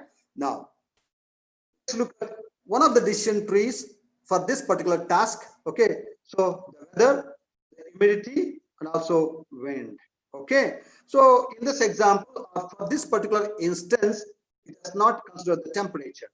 Okay, why? Now look at here. For example, weather is cloudy, right? So weather is cloudy, you can directly say you can play, right? Weather is cloudy, yes. It's cloudy, and you can yes, right? So the decision is basically, when it comes to weather, when it's a cloudy, you can directly say yes. Okay. So that's how. For example, if weather is sunny, right? If weather is sunny, then you cannot directly classify whether you can play badminton or not. You need to consider one more attribute, that is a humidity. And again, with this humidity, you need to consider whether it's a high or a normal. If the humidity is normal, then you can play badminton. If humidity is high, then you cannot play badminton. That's what. So weather is sunny, humidity is high, then you can play, right? So you cannot play. If weather is sunny and humidity is normal, then you can play. So that's how. Similarly, when it comes to weather, if it's cloudy, you can directly say you can play a badminton. If weather is rainy, then you need to consider the wind speed. If it's a weak, then you can play. If it's a strong, you cannot play. So this is how you can construct a simple decision tree for the data which you have already collected as a training data, and with that we can create a decision tree or construct a decision tree, and once the decision tree is ready, then we can classify any given instance. Okay, and we will see how it can be done, but this is just an example I'm going to show you. All right, how we can construct a decision tree for the given data, right, or a training data. Okay, now look at another simple data set here. I think again this is a very popular data set. If you just Google search any classification material, right, related to data mining or anything, you will find this example data wherever you search. Okay, wherever the data material you get to collect, you will find this. Okay, so that's how I too collected the same data, and now let's see how we can use this data for a training or for constructing a decision tree, and how it can be used for a classification. Okay, now as you already understand this data set, it consists of 10 records, 4 attributes, of which 1 is the class label and 3 are used for decision making, right? That's homeowner, marital status, annual, and default borrower. So homeowner is a binary attribute which has either yes or no kind of value, and marital status is a categorical which has a single, married, and divorced, and this annual income is a continuous attribute where we have 125K, 100, and etc. And defaulted borrower is a class label which can take a value either yes or no. All right. So this what is the training data. Now, how can we construct a decision tree for this training data? So this one of the decision trees we can construct for this training data. Now look at here. First, we have constructed the homeowner, yes or no. Right. If homeowner is yes, directly say is not a defaulted borrower, because look at here, homeowner S, no. Homeowner S, defaulted borrower is no. Homeowner S, defaulted borrower is no. Right. So whenever this homeowner has the value yes, you can directly say that he is not a defaulted borrower. So you can directly say no. With just this value, you can right. You can easily say he is not a defaulted borrower.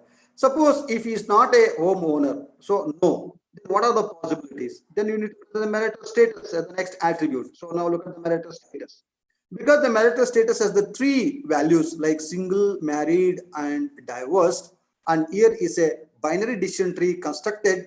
Okay, so either you should consider a single divorced as a one branch, married as another branch, or you can consider single as a one branch and divorced and married as another branch. So you can construct a different types of decision tree for the same data. Okay, that one you should remember in mind while constructing a decision tree, right? So in this example, okay, so when it comes to marital status, no, right? So now look at here, marital status, right? Sorry, marital status married, sorry, marital status married. Now look at here, married, no, married, no, married, no, married, no. So here, even if he is not a homeowner, if the marital status is married, then you can say he is not a default according to the training data. Okay. Now, for example, if he is not a married, then what are the possibilities? He can be a single or divorced, right? Single or divorced. Accordingly, you should consider the annual income. So in this example, the annual income here, in this example, it has taken as a less than 50K or greater than or equal to 50K, right? Accordingly, you can say, you can, whether he is a defaulted borrower or not a defaulted borrower, right? Right. So single, right, and divorce. So for example, single, so 125K, right? Okay. So now look at here, marital status, right? So greater than 80K here, right? So he is not a homeowner, is not married, and if the annual income, even though is greater than 80K, is a defaulted borrower.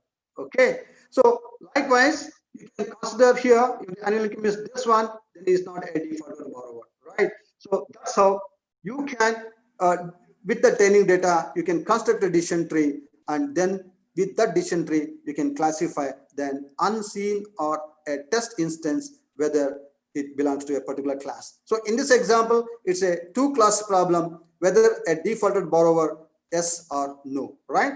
So with this, now quickly just see how it has been trained and how it has been used for a classification. Look at here, there is another decision tree which can be constructed for the same data, and that's what I mentioned. You can come out with different decision trees for the same data. So which decision tree is the best, that you have to decide. Of course, with certain researchers have done an extensive analysis on the decision tree, and they have given some information for us, and by incorporating such information, we can always find that the best decision tree for the data. Okay, though there are possible ways of constructing a decision tree, we can arrive at the best decision tree for the data which we consider for training. Now just quickly go through.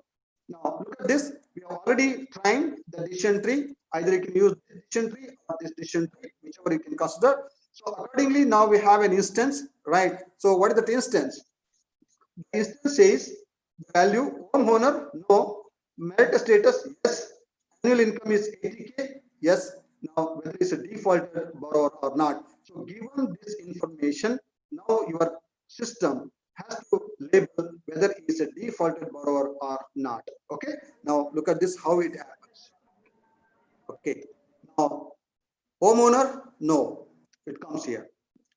Married? Yes, comes here, right? Because he's a married, he can directly go to this, right? Yes, no to a defaulted borrower.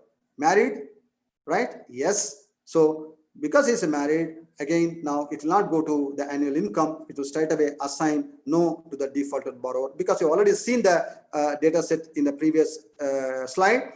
So we have just seen that if any instance satisfies this path, and definitely it will assign no to the defaulted borrower. Similarly, you can take any other instance, and accordingly that may take you to the other branches at the leaf nodes, and according to the leaf nodes, you can classify the given instance as yes or no, right? The defaulted borrower yes or no. So this is how you can just understand the working principle of a decision tree. But there are many other issues to be addressed with respect to a decision tree, which we are going to consider now. Okay.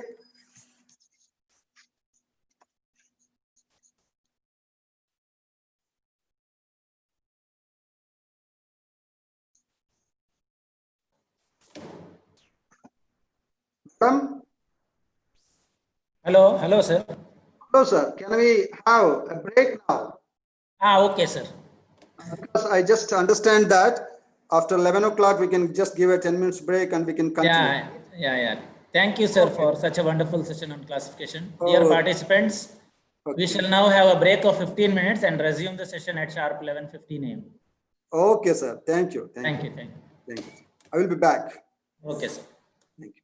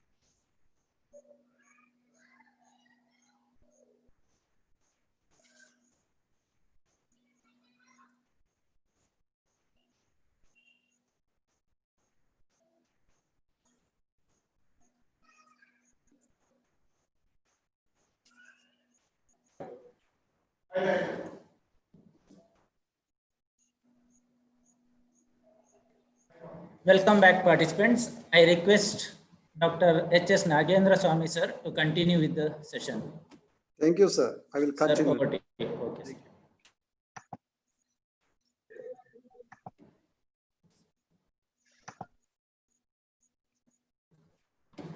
Yeah, visible, sir. Yes, sir.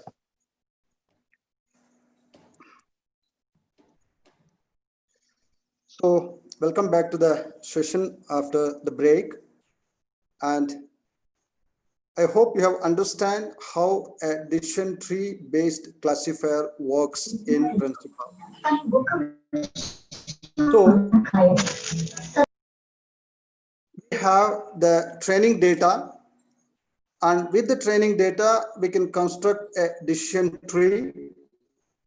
And in fact, there is an algorithm which guides you how to construct a decision tree, and we call it as Hunt's algorithm. And those students who have already studied the data mining subject, you might have already come across that Hunt's algorithm and how it constructs a decision tree. If not, if you are interested, you can refer that book, Hanan Comber, or any material on decision tree, which will tell you how to construct a decision tree. And once a decision tree has been constructed, then the task of classification will be very simple. As we already explained the steps with a simple example, how a decision tree classifies the given instance or unseen sample or a test sample. Okay, so now let's consider some of the design issues of a decision tree induction. Of course, all these design issues have been considered while constructing a decision tree. Okay, now let's look at one by one. And the first important point is it follows a greedy strategy, means split the records based on an attribute test that optimizes certain criteria. That's very important. You cannot simply construct a decision tree without proper understanding. Okay, so you should always understand that the decision tree what you have created optimizes certain criteria. So what is the simple criteria? The simple criteria could be, whenever you give an instance, the instance should be classified with a minimum number of comparisons. Okay, suppose if the tree is very much skewed, then it has to perform several levels of comparison to produce you the final label, and that may not be the best decision tree. So a decision tree should classify an unseen test sample with minimum number of comparisons. Okay, that could be one of the simple criteria which we need to optimize. Okay, so it follows a greedy strategy. That means it split the records based on an attribute test that optimizes certain criteria. You will see what is that criteria. And the other issues related to this decision tree induction are determine how to split the records. I have just mentioned that you can split based on attribute 1, attribute 2, attribute 3, etc. like marital status, annual income, okay, homeowner. So we just mentioned it in principle, but how to determine and how to split the records, okay? So that's very important. You cannot just arbitrarily divide the decision tree or split the records, okay? So that may not yield you the best result. So we should always understand how to split the records. And also we need to determine so when to stop the splitting, right? Okay, so definitely you might have seen in the previous example decision trees, at certain level, we reach the leaf node. Okay, once we reach the leaf node, we can stop the decision tree construction or splitting the nodes. Okay, because when we arrived at the leaf node, that indicates that we have already been classified the given test sample as belongs to one of the predefined class, because the leaf nodes always indicates the class label. Okay, so when we reach the leaf node, then we can stop splitting the records, or we can stop the decision tree, right? Now, when it comes to the split of records in the data for decision tree construction, now there are two questions which arises whenever we want to determine how to split the records. The first question is how to specify the attribute test condition. Here, attribute test condition means the feature what we have considered for decision making. I mean, whether I should consider homeowner as a first attribute to split the records, or I should consider a marital status as an attribute to classify the records or split the records. So which attribute should I consider for splitting the records? Okay, so because you have noticed in the previous example that in one branch there is a married, a single, and a divorced. In another branch there is a married. I also mentioned that you can consider married and divorced as a one set of attributes and single as another branch. Okay, so there is a possibility that we can split the records based on the attributes. So how to specify the attribute test condition is a question we need to answer, right? And the second question is how to determine the best split. Okay, right? So we cannot simply split the records based on certain attribute. Okay, and we should certain that such a split will always gives you the best result. So the two very important questions associated with determining how to split the records need to be addressed. The first question is how to specify the attribute test condition. The second question is how to determine the best split. Now let us try to find answers to these questions. Okay. Now, whenever you want to specify the test condition, definitely we come across the different types of attributes. In the previous session, Zahid has already explained the different types of attributes. I think Professor Zahid Hussain has already explained the different types of attributes, where he also explained what are the proximity measures that can be explored for the different types of attributes, right?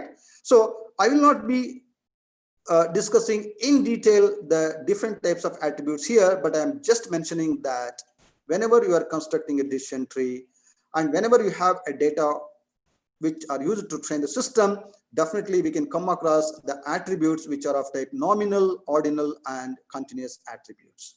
Okay, right? So we need to take into account these three different types of attributes, and accordingly we need to specify the test condition. Okay, so when it comes to number of ways of split, there can be always a two-way split and a multi-way split. In the previous example, what I have presented before you is a two-way split, but you can also go for a multi-way split, right? It is like in our programming language, we use if then else statement or a switch statement. In case of if then else statement, there are two branches. It's a two-way split, a true block and a false block, right? But when it comes to a switch statement, we'll be having a multiple blocks depending upon the case value. It's a multi-way split. Okay, so very similar to that here also for a decision tree, we can split the records based on a two-way or it can be a multi-way split. And I will give you some examples of such two-way and multi-way splits and their pros and cons. Look at here. For example, if we consider a test condition for a nominal attributes, now we have shown some instances here, right?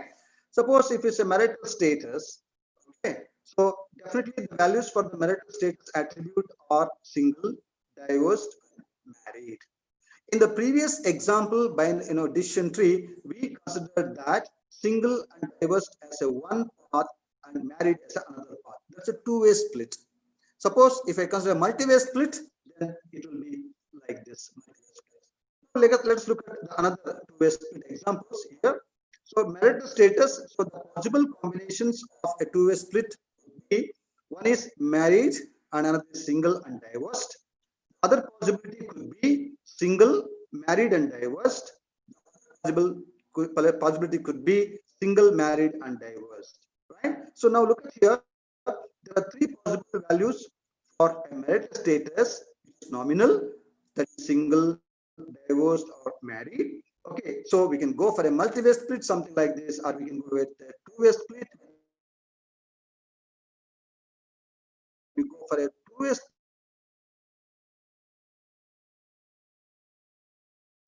We have possibilities. Now the question is, we analyzed, and then we should consider that for splitting the records. Okay, right. Now let's look at another example case, right, where we have the 4 values for an attribute, right? Okay, now look at here in this example, there is a shirt size is an attribute which can take values like small, medium, large, and extra large. There are 4 possible values for a shirt size. Now, if you go with a multi-way split, then you will be having 4 splits. One is for small, another is for medium, another is for large, another is for extra large. Okay, suppose if you go with a two-way split, then here are some of the possibilities. There are many other possibilities. I've shown only some possibilities here, right? One is for both the branches, you can consider the 2 values like small and medium, large and extra large, meaning that whenever you are splitting the records with respect to shirt size attribute, you are putting all records which are minimum and small and medium into one class, large and extra large into another group. Similarly, when it comes to this example, instance or a split, now we have considered here small as a one branch, medium, large, extra large as another branch. Okay, this means that at this point of time, we are splitting the records where all shirt size with small will go to one class and medium, large, extra large will go to another class. Okay, so similarly, we can understand the third possibilities, small and large will go to one class, medium and extra large will go to another class. So likewise, you can have a possible ways of splitting the records. It could be a binary, or it could be a 3-way branch, or in general, we can call it a multi-way branch. So, but the question is, which is best and which maximizes the search criteria? Okay, so are certain criteria. So that we need to consider, and accordingly, we can do that, split, and we can construct a decision tree. This is one of the important issues. So now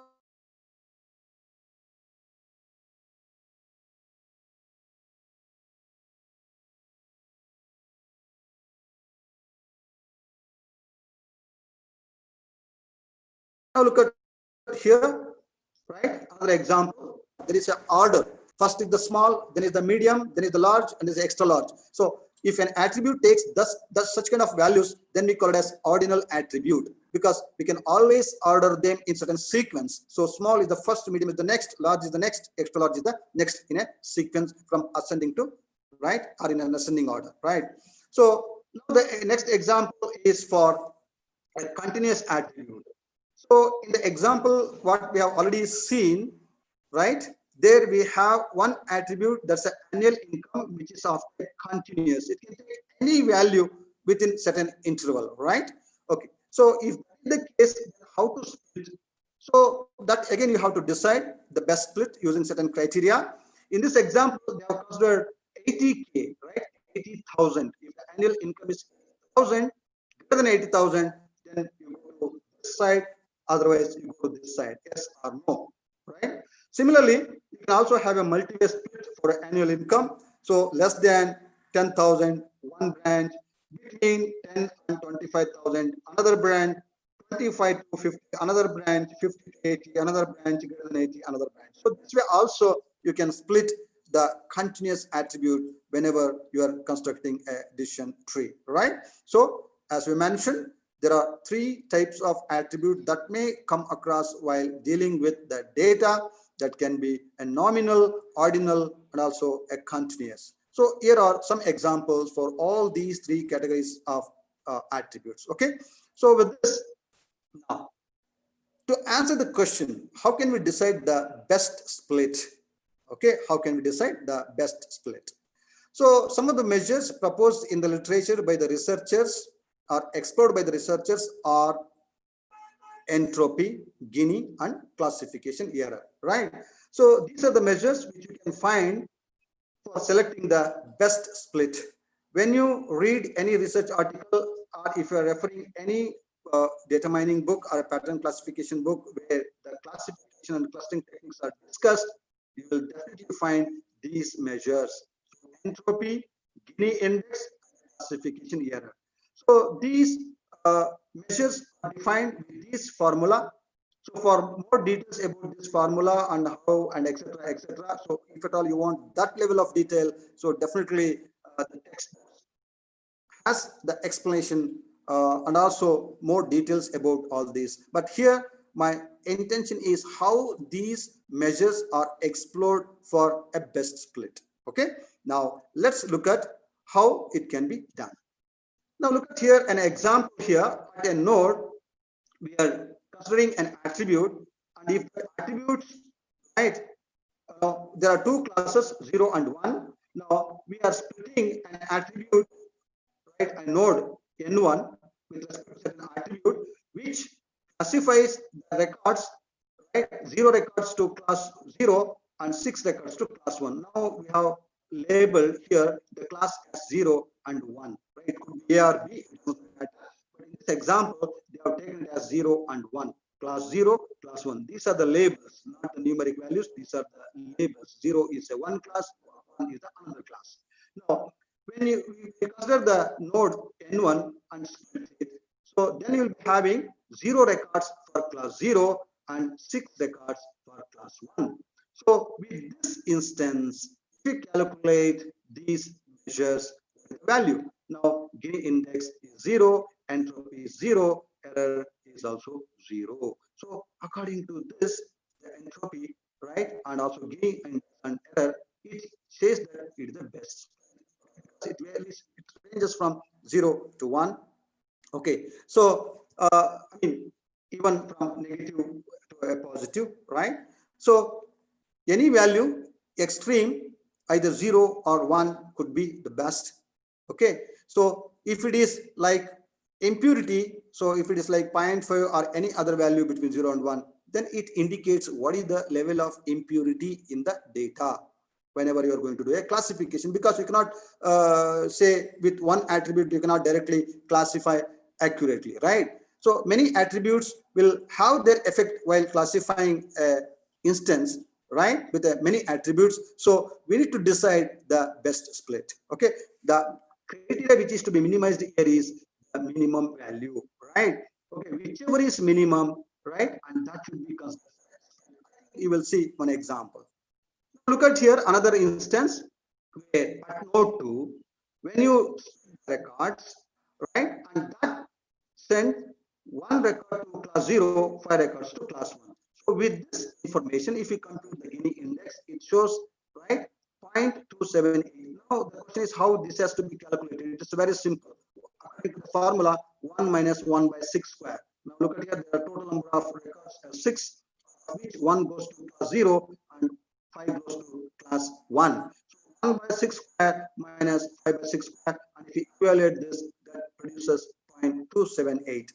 And similarly for entropy, we have a formula, right? You can just look at here. This is the formula for entropy. Pi by t log 2 pi by t means the fraction of records which goes to class 1, that is I is equal to 0 to c minus 1, where I indicate the class label. In this example, we have only two classes 0 and 1. So the question is whether how many records goes to class 0, how many records goes to class 1. So accordingly here, 1 by 6 is out of 6 records, 1 record is classified as class 0 and 5 records are classified as 1. That's why 1 by 6 log to 1 by 6 minus 5 by 6 and if we evaluate this produces 1.650. Similarly, the error is 1 minus maximum of 1 by 6 comma 5 by 6. Simple, 1 by 6 out of 5 by 6, which is maximum, right? So definitely 5 by 6 is the maximum. I'm going to take 1 minus that value and that produces 0.167. Now look at here another case. So node 3, right? So this classifies the records, 6 records into 2, where 3 records goes to class 0 and 3 records goes to class 1. Accordingly, if you compute the Gini index, entropy, and the error, it produces the 0.5 Gini index, 1 entropy, and 0.5, right? That is classification error. So now, having observed these three different instances of splitting the records, okay, so we got value 0 in the first case, 0.278, 0.650, 0.176 in the second case, and 0.51 and 0.5 in the third case. When you look at this, the criteria is we have to minimize these values, right? Gain, entropy, and error need to be minimized. According to these examples, I think this is the best split. Okay, suppose if the node, if it classifies all the records into one class, then that could be the best split, right? Because at that level you will be able to classify, right? So that's what is the meaning here.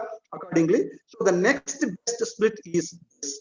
Because when you compare this value with this is minimum. Look at here, 0.278 is minimum compared to 0.5.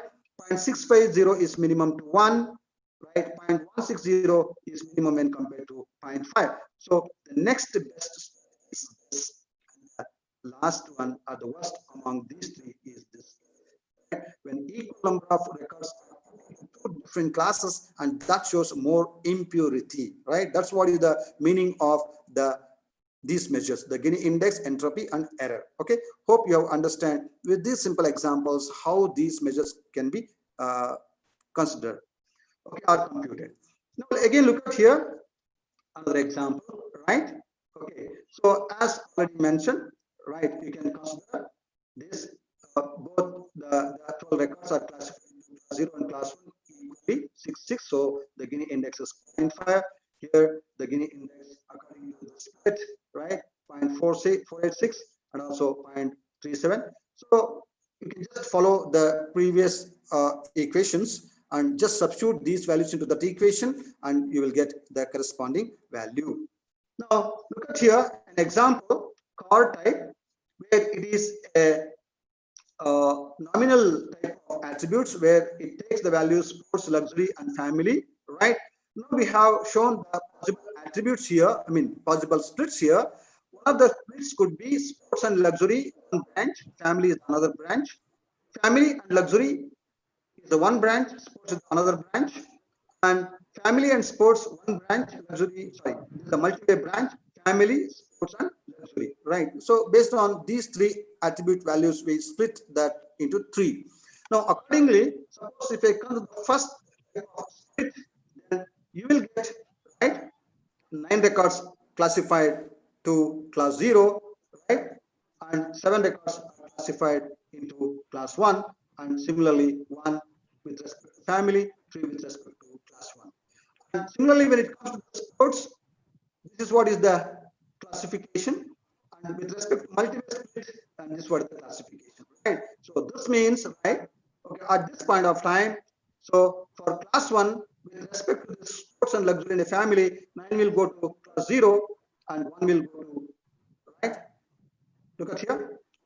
Okay, so 1 according to class 0. Similarly, 7 and 3 likewise. So according to this multiple split, you can just calculate what is the what are the records which are classified into class 0 or class 1, and accordingly you can calculate the Gini index. So the Gini index for sports and luxury is 0.4998, and the Gini index of family is 0.3750, right? Look at here. Okay, for a sports category, right, sports and luxury, we have the Gini index 0.4922. How to calculate this? I think I have shown the previous example formula, right? Okay, so according to that formula, you can calculate this 9 by 7, sorry, 9 plus 7, 16, right? So out of 16, 9 goes to class 1 and 7 goes to class 2. And similarly, with respect to family, 1 goes to, out of 4, 1 goes to class 0 and 3 goes to class 1. So with these values, if you substitute these values into the formula of a Gini index, you will get, right, for sports and luxury. For this branch, you will get one value that's for 0.4922, and for a family, we get the 0.3750. Now, if you substitute these two values, okay, and if you take the weighted average, you will get corresponding value, right? The weighted average 16 by 20. So there are 20 records, of which 16 here, 9 plus 7, which is 16 by 20 into this weight, 4922. And similarly, 4 out of 20 with respect to this weight, and that produces 0.468, and that's what is mentioned here, right? Now you understand how this value is calculated with respect to these splits, and that's shown here. And this is for a Gini index. Similarly, you can use the other formula, entropy and classification error, and you can calculate what is the value. So similarly, when you compute the card type in a similar fashion, right? So you will get 0.167, and for this multiple split, you will get 0.163. So having observed these different splits, okay, so according to this particular Gini index, the Gini index suggests that the multi-way split is the best to a two-way splits, because the Gini index for a multi-way split is 0.163, which is minimum when compared to these two, and this indicates that, and this is the best for multi-way split is the best when it comes to Gini index. Similarly, you can calculate the entropy and a classification error, and then you can decide which is the minimum value, and that is for what kind of split, and accordingly you can construct a decision tree. Now, what you understand is, whenever you are splitting the records at any level while constructing a decision tree,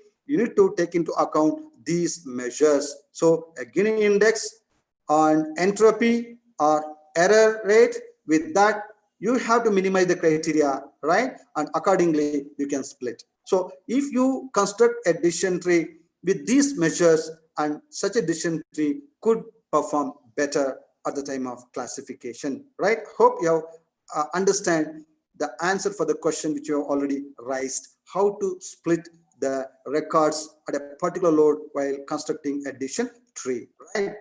So with this, similarly, we have another case, right? Because we've already shown an example of a nominal attribute and ordinal attribute, and also another example for a continuous attribute. So how to split the continuous attributes? Because we already mentioned that the attribute value may be continuous, like annual income. If that is the case, how can we split, right? So here you can sort these values, the annual income, according to in the increasing order, and then you have to define the split positions, right?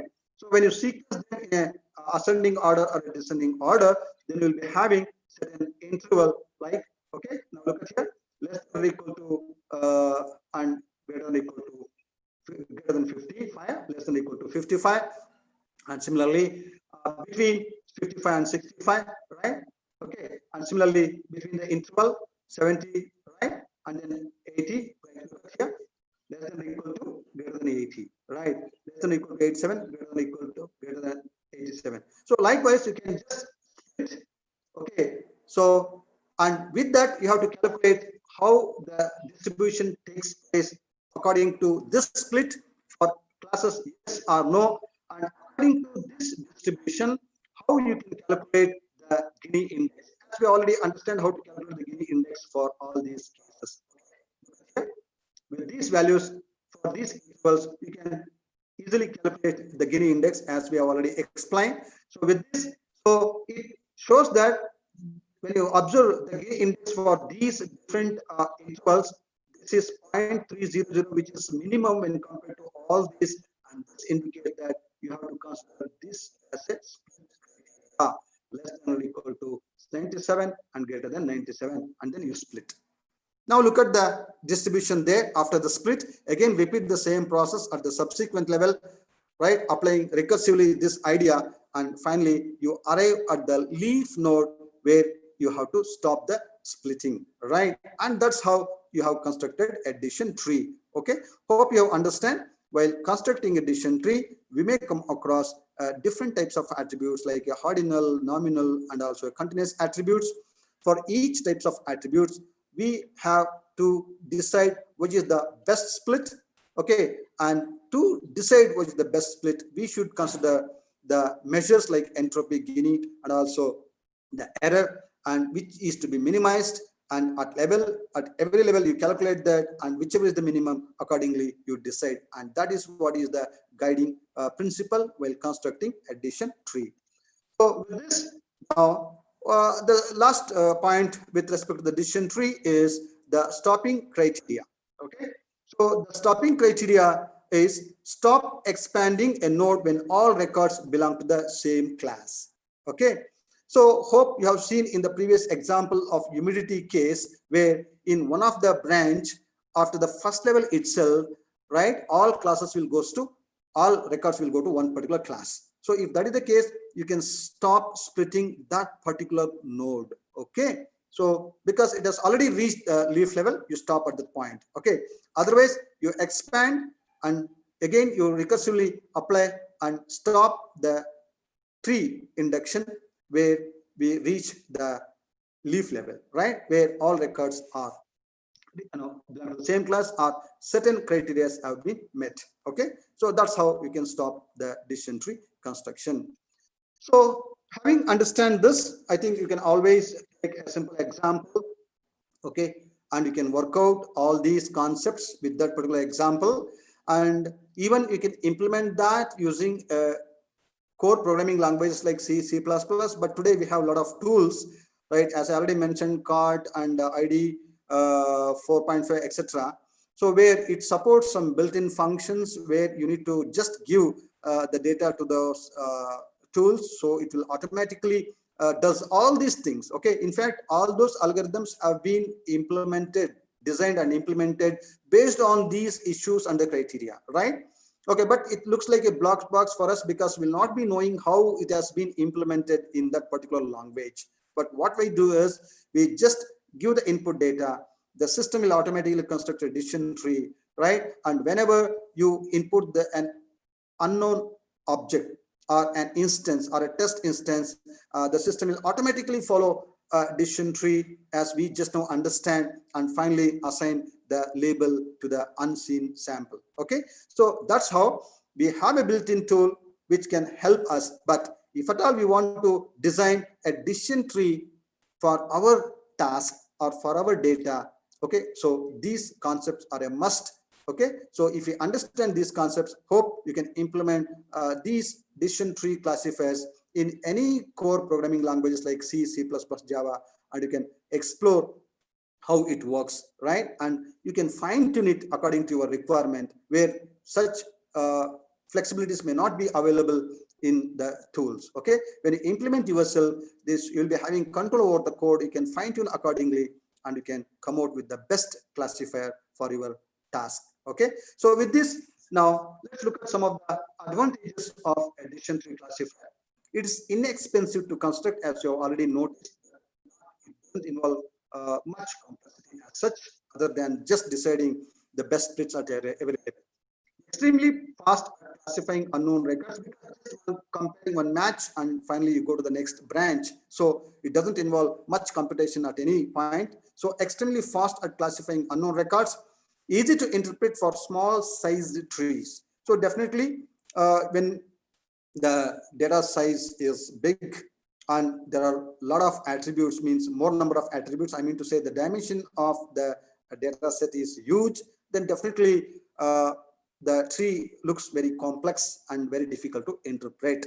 Okay, so if it's a moderate sized data with less number of attributes, okay, or less dimension, then definitely the decision tree which you have constructed can be easily interpreted. Okay, can be easily interpreted. So that's what easy to interpret for small size data or for size trees. Accuracy is comparable to other classification techniques for many simple data sets. Of course, as we already mentioned that whenever you are comparing one particular classification with some other classification, so definitely it all depends on the data and what type of data you are going to consider and what type of classification you are going to do, right? We cannot generalize this. But of course, for most of the data types, and also, I mean, data type, and also for different size data sets, the researchers reveal the technique or reveal the idea that it is comparable to other classification techniques for many simple data sets. So these are some of the advantages we can remember whenever we deal with the decision tree classifiers. Okay, so with this, of course, there are some limitations as well. Okay, so the disadvantages are a small change in the data can cause a large change in the structure of the decision tree, causing instability.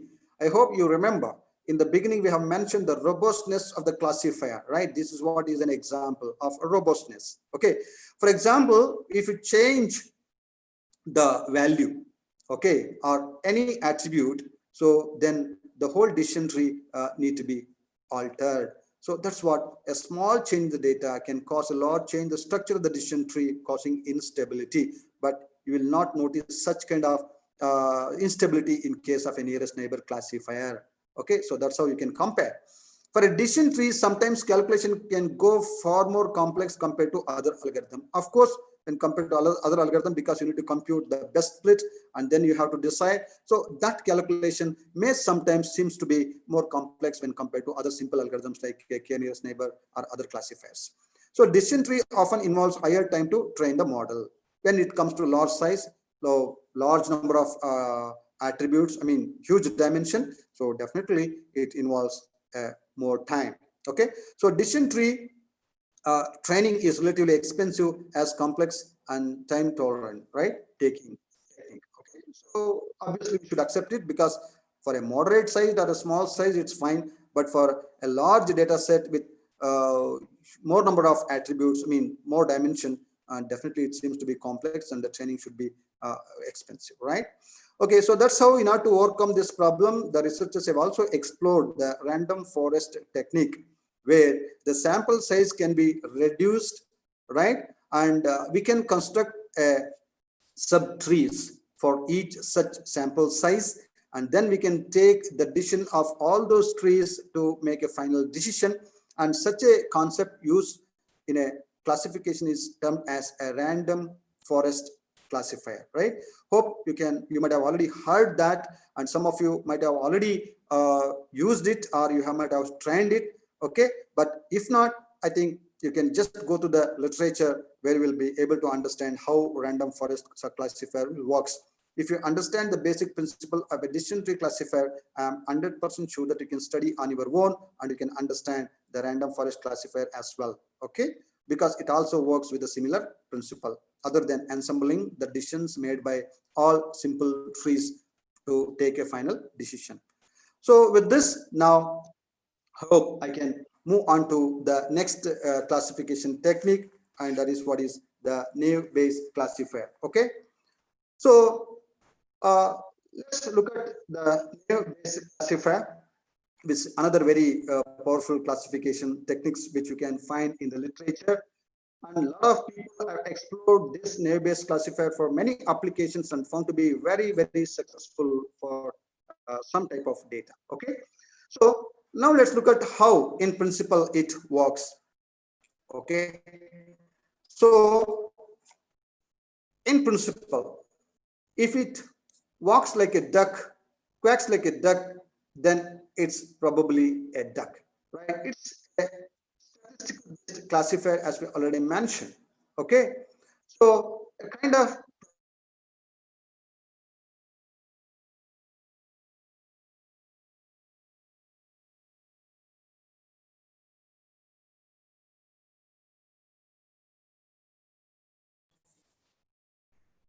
Hello, sir.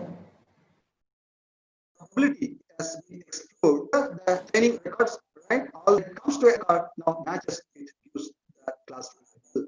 Okay, now look at here. When it comes to these training samples, right, it walks like a duck, right? And it quacks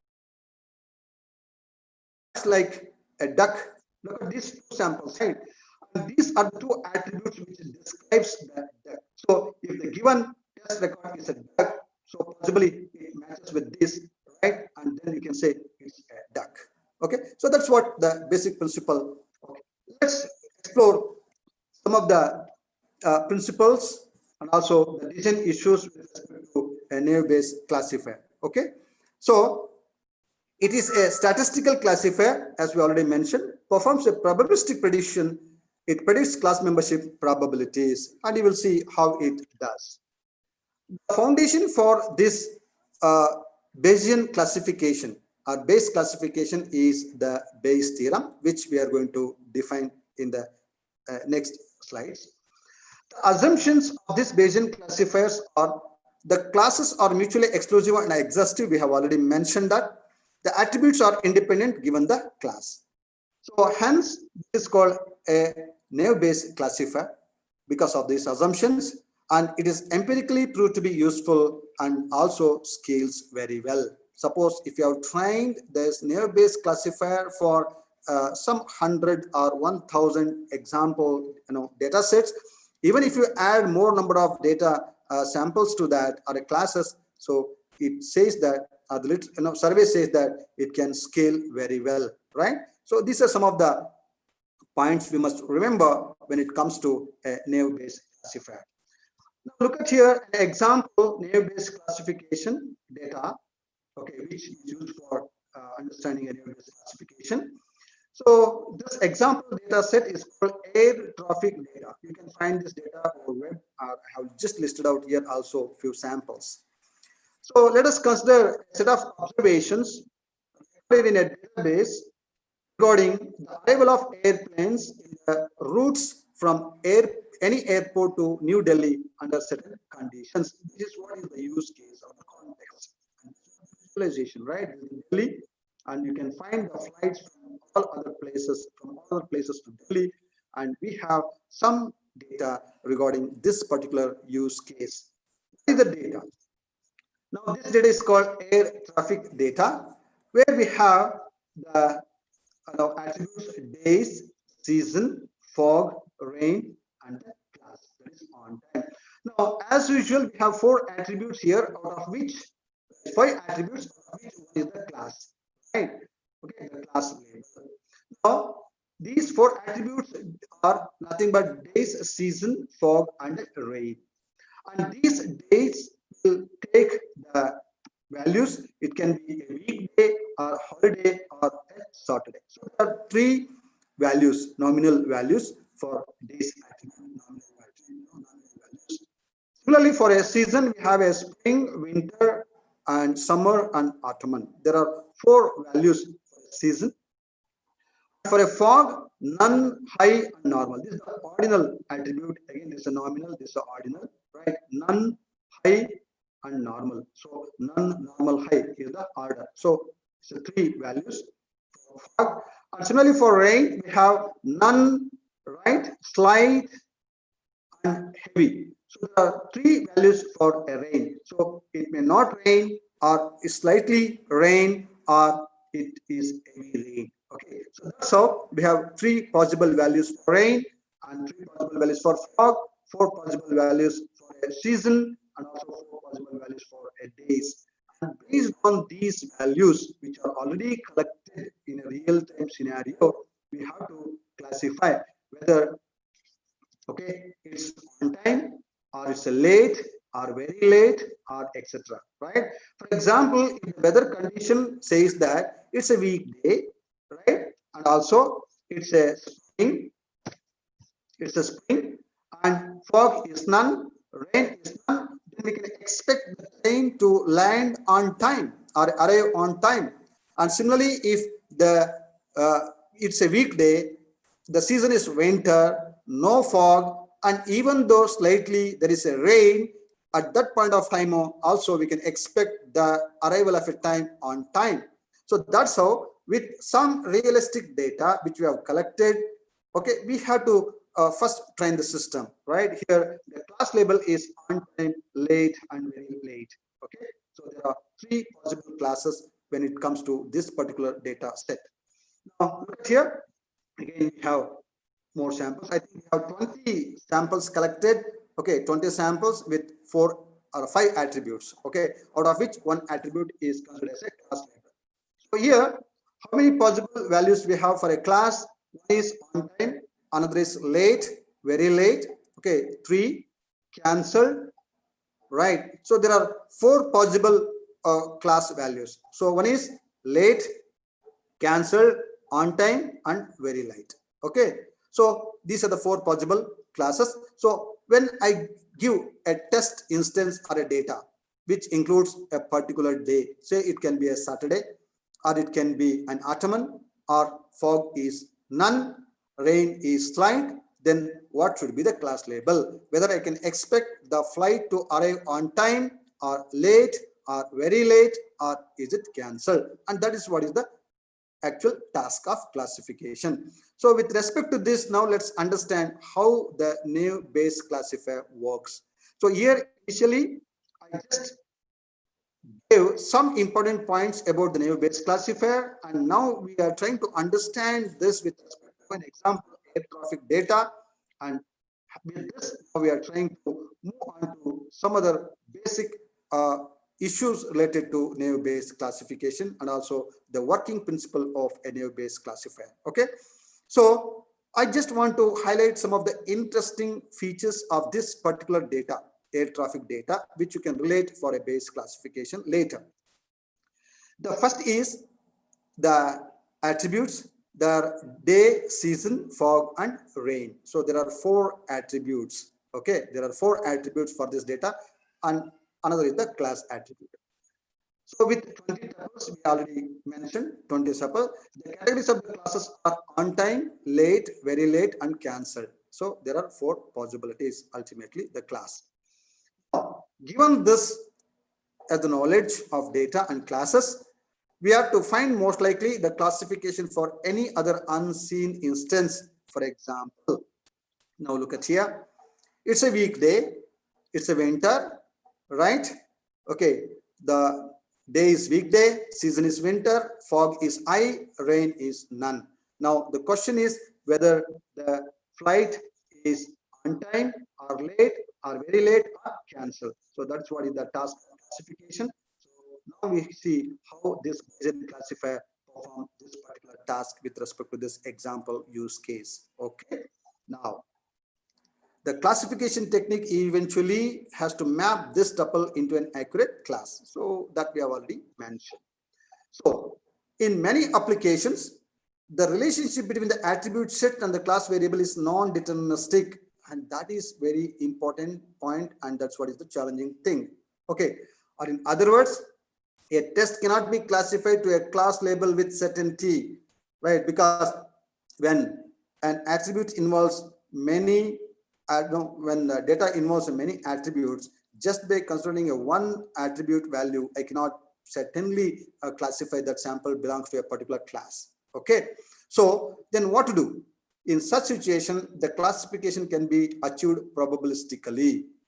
Okay, so we have to consider all the attributes, and based on that, what is the probability that this particular sample belongs to a particular class? So we have to probabilistically estimate the belongingness of a test sample to a particular class. Okay, so that's what is the important point we must remember in case of a Bayes classifier.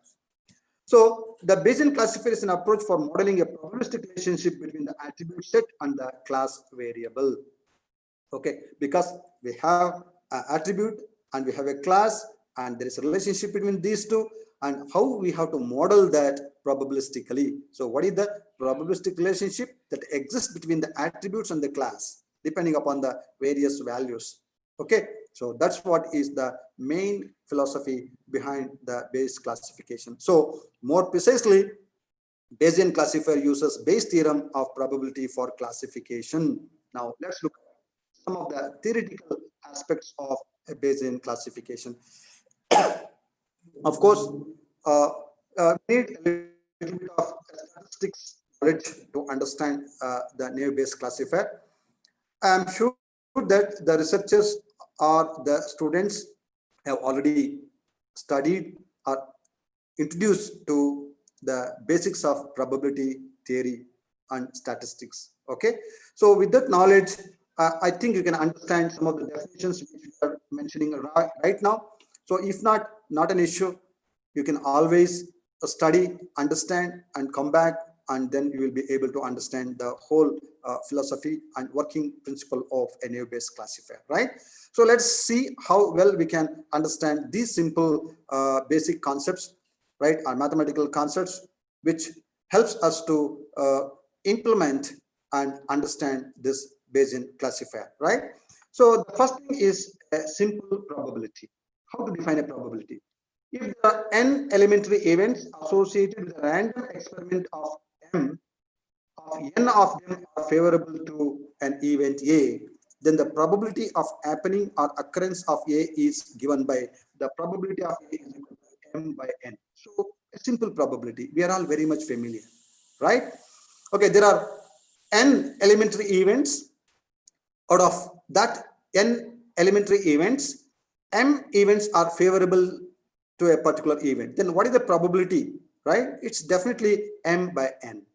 Okay, for example, if we conduct, right, 5 tests for a student, okay, if among all 5 tests, right, out of 4, if the candidate performs better, then definitely I say the probability that that particular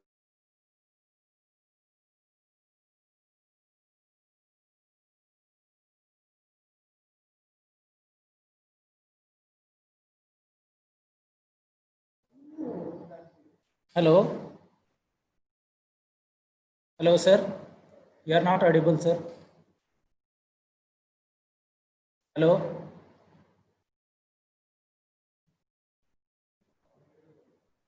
Hello.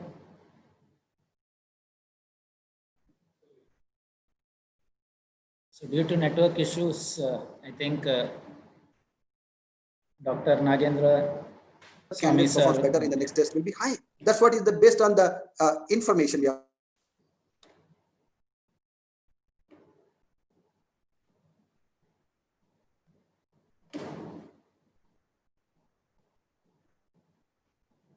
Sir, you are muted, sir. Oh, sorry, sir. Can you hear, sir?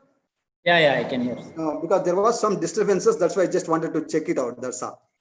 Okay. Is it audible now, sir? Yes, sir. Now it is audible. Okay, fine.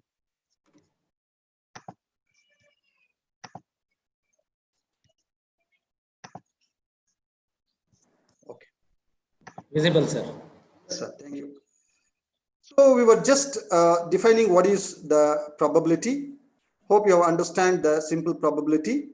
Suppose A and B are n2 events, then probability of A and probability of B denote the probabilities that events A and B will occur respectively, right?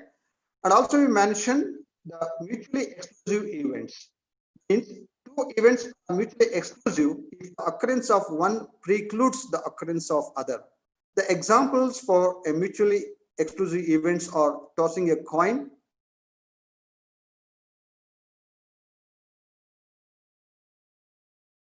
right? 2 events, either tail or a head events. Okay, so you're already familiar with these things. Okay. So another definition which we need to understand with respect to this probability is the giant probability, right? If P of A and P of B are the probability of 2 events, then the giant probability of A union B is given by the probability of A plus probability of B minus probability of A intersection B. So this how a giant probability is defined.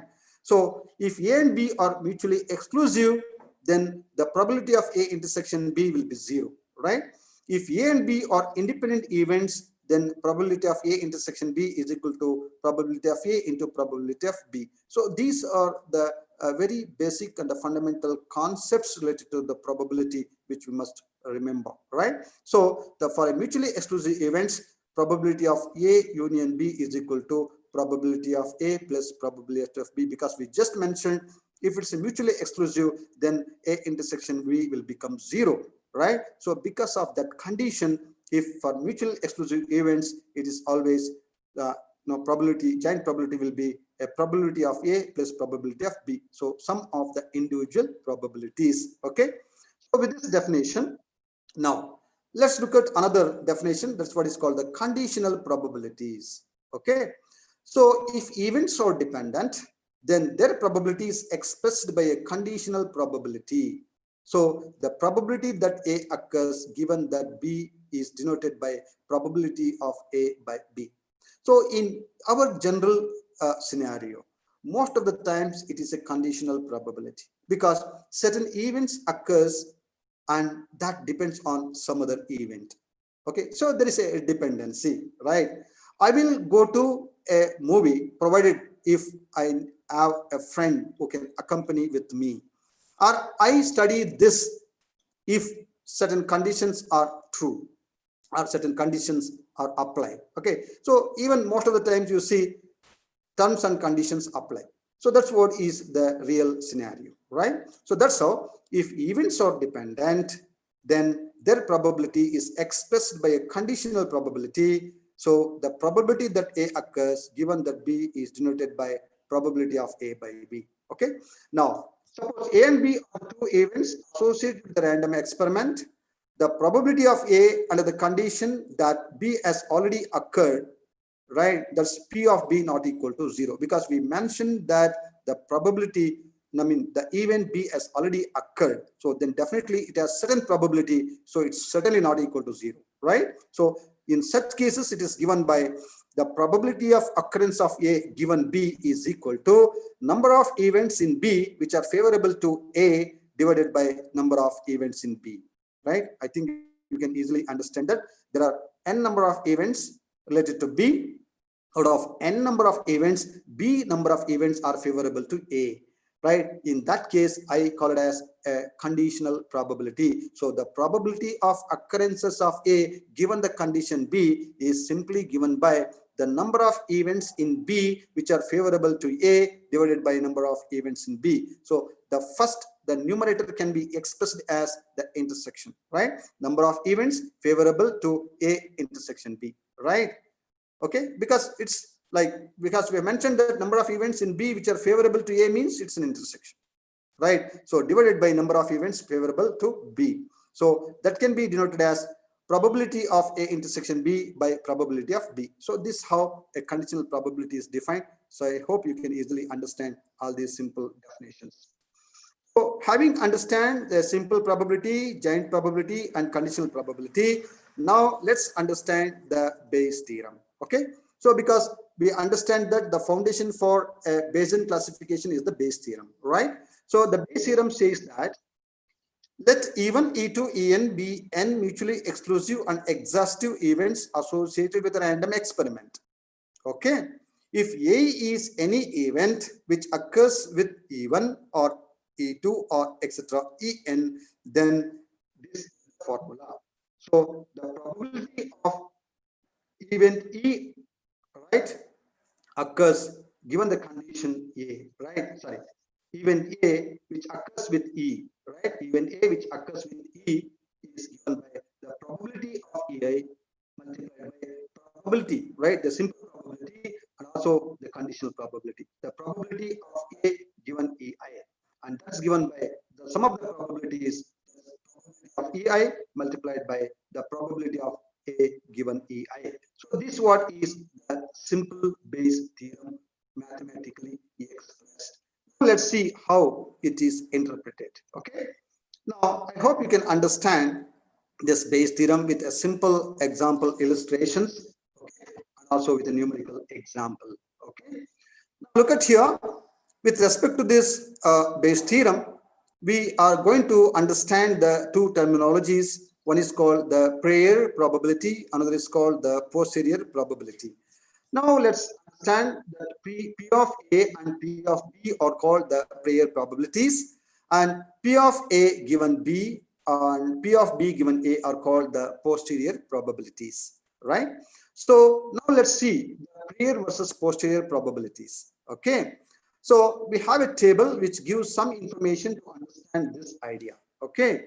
So the table shows that event Y here has two outcomes, namely A and B. A and B are the two outcomes for this event. Okay. Now, which is dependent on another event X, various outcomes like X1, X2, X3. Now, I think you can understand this problem, right? Or an instance. So we have now two, right, events. Okay, the events are labeled as X and Y. So the event Y depends on X. But now Y has two possible outcomes, either A and B. and that A and B depends on the other outcomes of event X. So this is what is the problem or a modeling. So with respect to this, now let's understand this prior and a posterior probability. Okay. Now, there are two possible cases. The case one is, suppose we do not have any information of event A.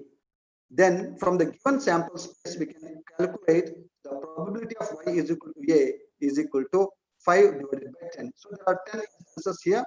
Okay, you can just count 1, 2, 3, 4, 5, 6, 7, 8, 9, 10. So 10, out of which Y is equal to A are 5. Right, look at here, you can just count, there are 5. So the probability, okay, Y is equal to A, occurrences of A for event Y is 5 by 10, and that is what is 0.5. Now, case 2. Now suppose calculate the probability of X is equal to X2 given Y is equal to A. Now look at here, we have an outcome for event Y, that is A, but that depends on the other event X, possible outcome X2. Now what we need to do is, we have to find out the A and the corresponding X2 with respect to this event, because this Y depends on X. If that is the case, then look at here, A is A here, and look at the corresponding X2, right? So there is a 1 instance here, okay, and another is A with 3, no, not considered, because here it's a 2, and now A is 1, no, not considered, and A is 2 here. So we have a 2 instances, right, where we have event Y with a possible outcome A, which depends on event X with a possible outcome X2. So if this condition, we have the 2 instances, A with X2 and A with X2. So that's what here for this case. Suppose if we want to calculate the probability of occurrences of an event A with an outcome A with respect to event X with the outcome X2, then the probability is 2 by 5. Okay, because Y is equal to A, there are 5 instances, of which only 2 which satisfies this condition, which depends on X, and 5, and that is equal to 0.4.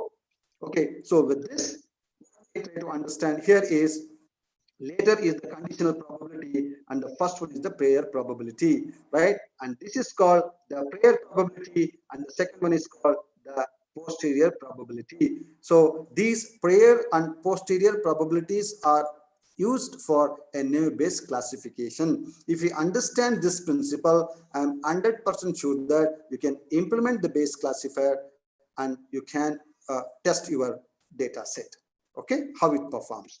So with this understanding, now let's understand the model of Bayesian classification. Okay, suppose Y is a class variable and X is equal to X1, X2, etc. Xn is a set of attributes with an instance.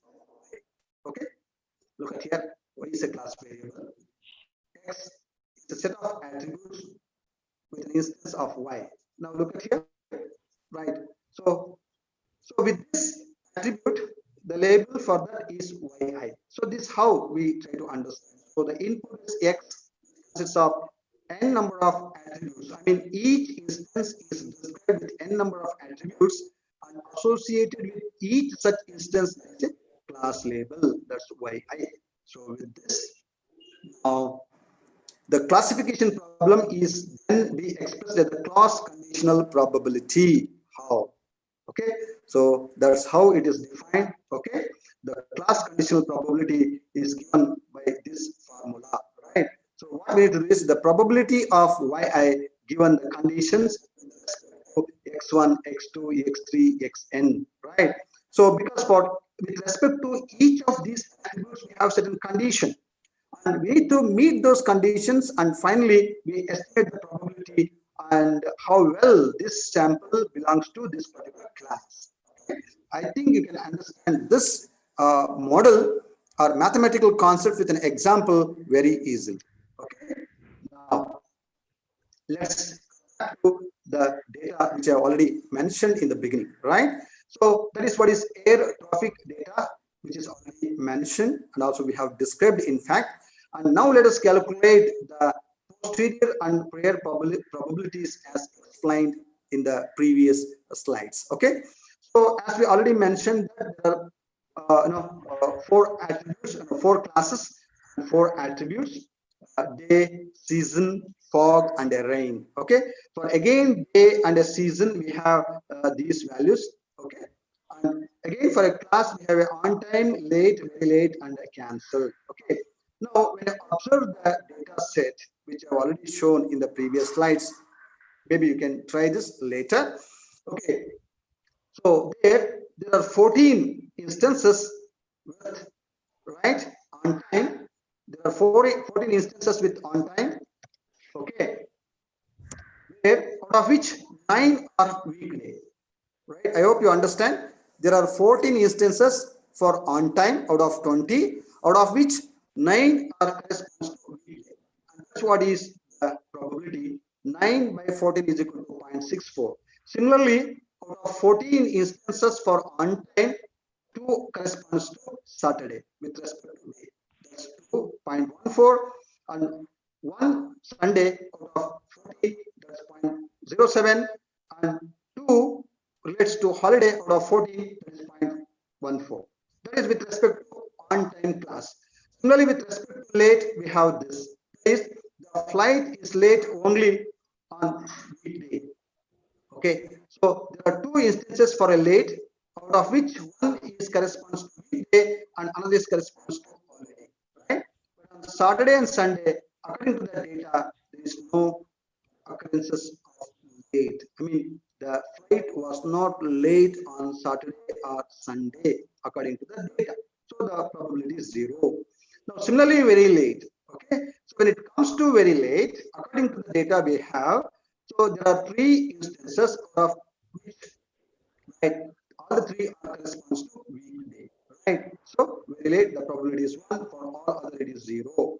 And similarly for a cancel, right? So according to the data, there is a 1 instance which corresponds to Saturday. That's what is the cancel. The probability is 1, others are 0. So like this, you can understand with the air traffic data how to calculate these probabilities with respect to the attributes day and with these values for season and for a class label. Okay. And continue to this, right? We have other 2 attributes, fog and rain. Values none, high and normal, and none, slight and heavy. So again, with respect to this fog and rain, we have the flight on time arrival. Okay, so when it's none, I mean there are 5 instances corresponds to none, so the probability is 0.36. Meaning that the flight has arrived with a probability 0.6, right, with respect to this attribute none. That means if the fog is none, okay, then the probability that the flight arrives on time is 0.36. Okay, late is 0, very late is 0, cancel is also 0. If the fog is high, the probability that the flight arrives on time is 0.29, late is 0.5, very late is 0.33, and cancel is 1. Look at here, when the fog is high, there is an instance that the flight has been cancelled according to the data which is already available. Similarly, if the fog is normal, the probability of flight arriving on time is 0.36 and late is 0.5, very late is 0.67 and cancel is 0. So likewise, we need to understand the class and the corresponding attributes and the values, and we can calculate the probability, right? We already explained how to calculate the probability. There are 2 cases, right? Prior probability and conditional probability. So accordingly, the prior probability for all these are very simple, because of 20 instances, 14 instances are on time. That's how 14 by 20, the 0.70, right? So out of 20 instances, only 2 instances are corresponds to late. So 2 by 20 is 0.10. Out of, right, 20 instances, only 3 instances are corresponds to very late. That's a 3 by 20 is equal to 0.15. And out of 20, only 1 is corresponds to cancelled, and that's what 1 by 20 is a 0.05. And these are the prior probabilities.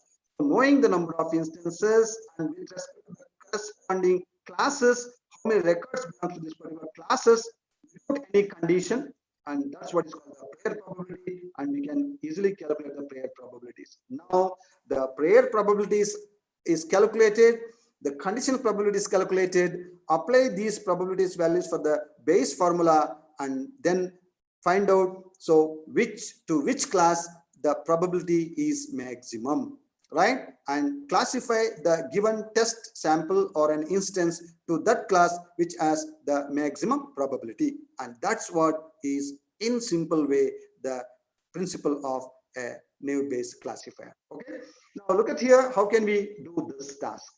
Okay. So given an instance, air traffic data, that's a weekday, winter, high, heavy. Now we have, this is what is the actual, say for a season, weekday, it's a weekday, I mean for a days, it's a weekday value. The season is a winter, fog is high, rain is heavy.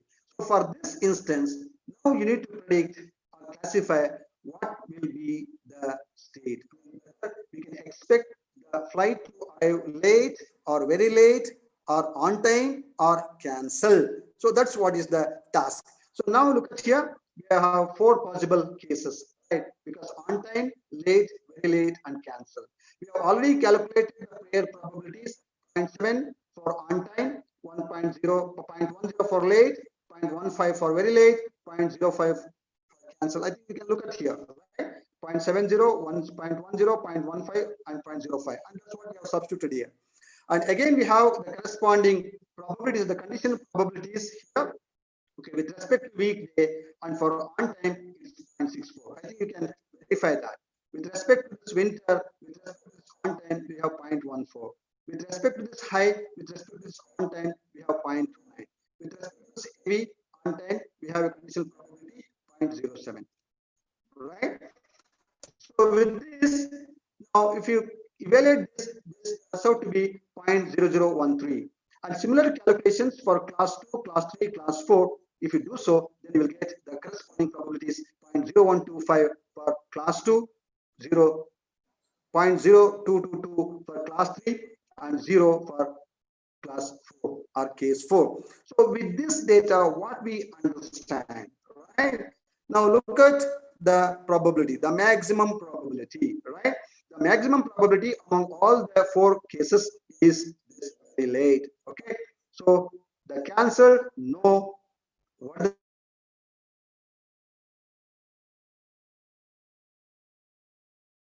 the probability of on time? This is only 0.001, 0.0125. And what is the probability? Okay, so if we just write the probability in terms of percentage, that is just 1% in case of on time, and 22% for a class 3, that's very late, right? And say, for example, 12% to case 2 and 0 for case 4, means that is what is cancelled. So with these simple calculations, we understand that the naive-Bayes classifier classifies this instance as late. So with this data, we can say that the flight may arrive very late because it is a weekday, it's a winter, the fog is high, and heavy is rain. So because of this, we can arrive the flight very late, and that's what is the meaning, and that's what the intuitiveness of this classifier. Okay, so hope you understand. Okay, so I think you can just take these example slides, which I will be sharing you later, right? You just take a paper and a pencil if you're not already worked out this. I think if you just spend half an hour, you'll be able to understand how this naive-Bayes classifier works with this numerical example. And then you relate these concepts with the basic concepts of simple probability, conditional probability, giant probability, and the Bayes theorem.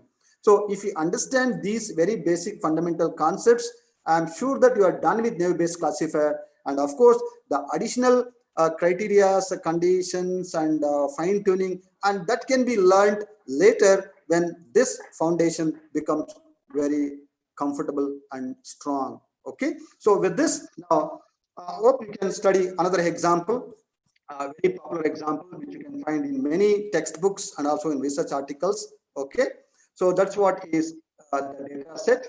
Okay, it has 14 records and it has 5 attributes.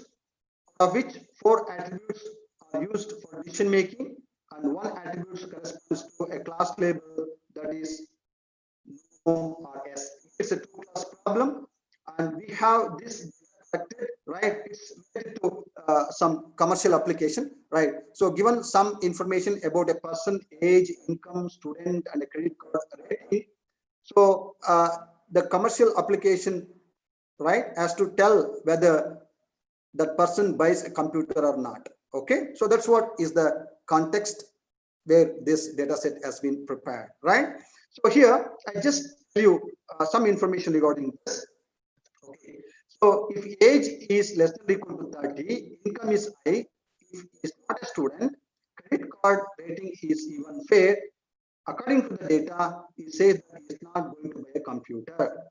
If the age is less than or equal to 30, income is high, student is no, even the credit card rating is excellent, he is not going to buy a computer. Now, if the age group is between 31 and 40 or in this range, if the income is high, the student is no, the credit card rating is fair, then the data says that he can buy a computer, right? Computer buys, yes. Look at the age group here, right? Again, greater than 40 cases, the income is medium and low, right? Student, 1 case no, another is yes. Rating is fair in both the cases. In both the cases, you can expect that the person can buy a computer. Yes. That's how, with the data, we have analyzed under what instances the person buys a computer or not. And this is what is the data that has been collected, and that is the ground truth to train the system. Okay, that's what the training data set. So with this example, now suppose if given an instance, okay, right? Okay, so that's what, if a person with age less than or equal to 30, income is equal to medium, student is equal to yes, credit card rate is equal to fair. Now your Bayesian classifier has to tell you whether with this data about a person, right, whether he is going to buy a computer or not. How can you do the classification? Now look at here. First, what we need to do is we need to calculate the probability, right? So probability of X is a computer. Okay, prior probability of X, right? With respect to the class CI. That's what, yes. So I mean, out of 14, okay, out of 14, how many are buys computer, right? So you can calculate the probability here, right? So as we already explained, with this data set, okay, with this data set, we can calculate the probability in this data set. Now look at here. Probability buys computer is equal to yes is 9 by 14. Look at here. There are 14 attributes, of which 9 are corresponds to buys computer. Look at here. 1, 2, 3, 4, 5, 6, 7, 8, 9. Okay. So this is known to us and it's independent. Okay. So the probability of buys a computer is equal to yes is 9 by 14, and that is equal to 0.643. So the probability of buys a computer is equal to no. So out of 14, 9 are buys computer yes, and remaining 5 are no. So 5 by 14 is equal to 0.357. So this is what is the prior probability. Now look at here the conditional probability. The probability of X, right, with respect to the CI. I mean, we know the class label for what values of X, right? We have a corresponding class label. So this is what we need to compute. Now look at here. We have 4 attributes. So probability of age less than or equal to 30. Buys computer is equal to yes. There are 2 records. If you just search here, less than or equal to 30, buys computer yes, you will find 2 records of 9. Okay? Because here 9 is the event yes. Okay? And now you have a S. Of 9, 2 corresponds to this age less than or equal to 30. And that's what 2 by 9 is equal to 0.222. And similarly, here buys computer is equal to no. There are 5 instances, 5 which corresponds to no. Out of 5, with respect to this age less than or equal to 30, there are 3. So 3 by 5 is equal to 0.6. And similarly, you can consider the median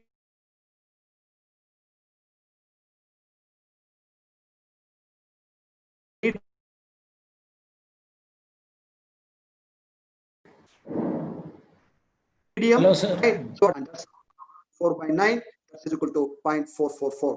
So accordingly, you can calculate the probabilities for all other attributes. Okay, I think you can easily calculate this with this particular example. So you can calculate the probability for all the attributes like age, yes or no, income, yes or no, student, yes or no, credit card rating, yes or no. So with respect to this, you can easily calculate the probabilities. Once the probabilities have been created, now look at here, given an instance of this case, so how to classify? Now look at here, for a bias computer, yes, we have the probabilities. Look at here, all red are corresponds to yes, all blue are corresponds to no. Now you just have to multiply this 0.222, 0.444, 0.667, and again 0.667, and that is what is corresponds to probability of x as a computer is equal to yes. So this x is corresponds to this unseen instance.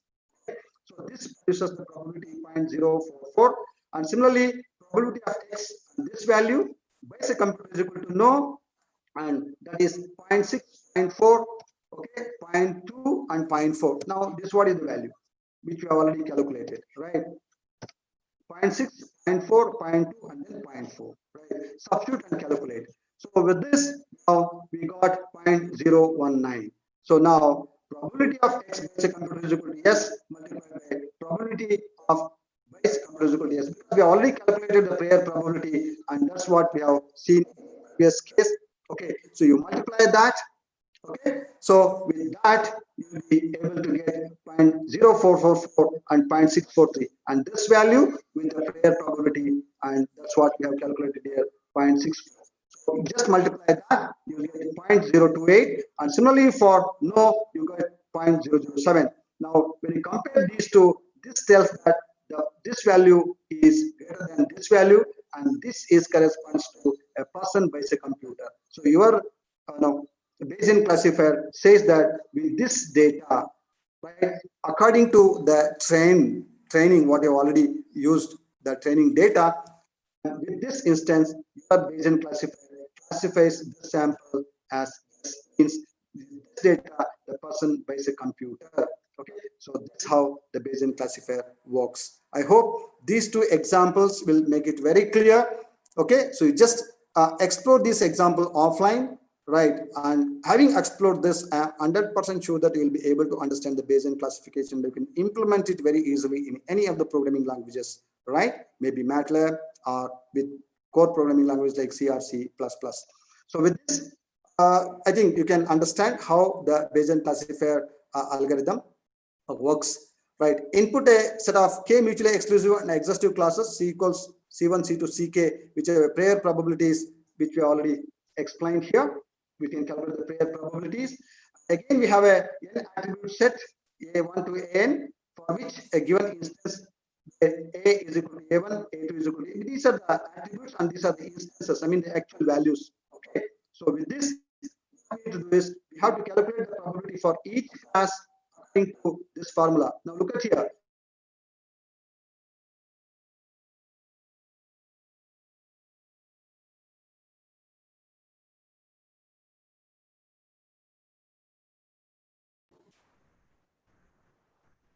Hello. Hello, sir.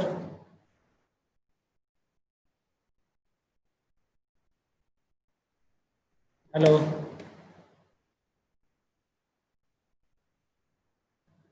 Hello.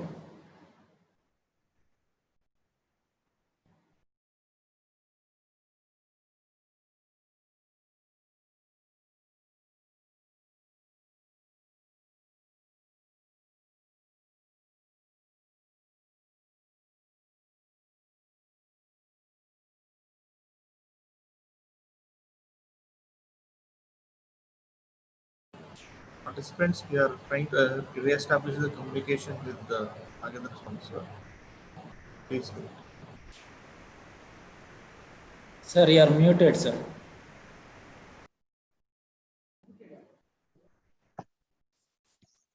1 minute.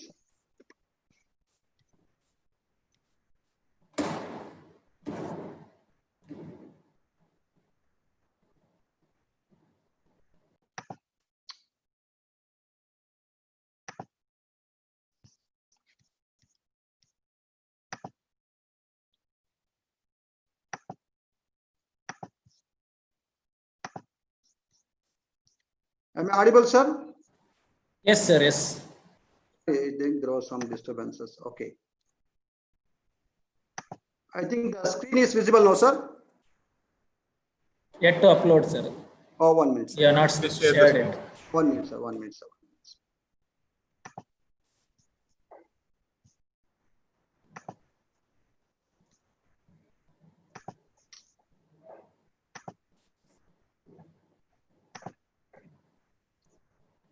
Okay, visible, sir. Yes, sir. Yes, sir. So I am about to complete, sir. Okay, so with this, I just wanted to highlight few points about the pros and cons of naive-based classifier. The naive-based approach is very well popular and which often very well explored. However, it has number of potential problems, so it relies on all attributes being categorical, and if the data is less, then it estimates poorly. So that's one observation as suggested by the experts who have implemented and studied this naive-based classifier. So in conclusion, so here, the classification is an extensively studied problem in many applications, and particularly in statistics, machine learning, and many other domains. And classification is the probably one of the most widely used data mining techniques with a lot of extensions. And scalability is still an important issue for database applications. Thus, combining classification with database techniques should be a promising topic. Some of the research directions in this context are classification of non-rational data, example, text, spatial, and multimedia data. So there's a lot of scope for the researchers who can explore in the direction. So they can come out with some novel ideas and thoughts and some contributions to the field of data mining, pattern recognition, and particularly in the classification sector. So with this conclusion, I'm winding up the session with the reference.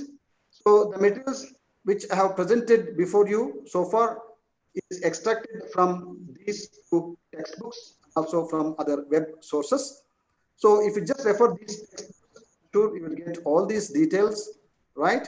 So hope you have this reference book with you. Okay, if you are interested to study the classification, the data mining techniques.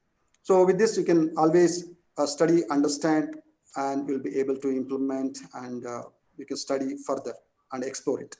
So with this, now, I would like to thank the organizing committee, and a special thanks to Dr. Sharmila Madam for having given this opportunity for me to share my little knowledge on the topic classification techniques, particularly the supervised classification techniques.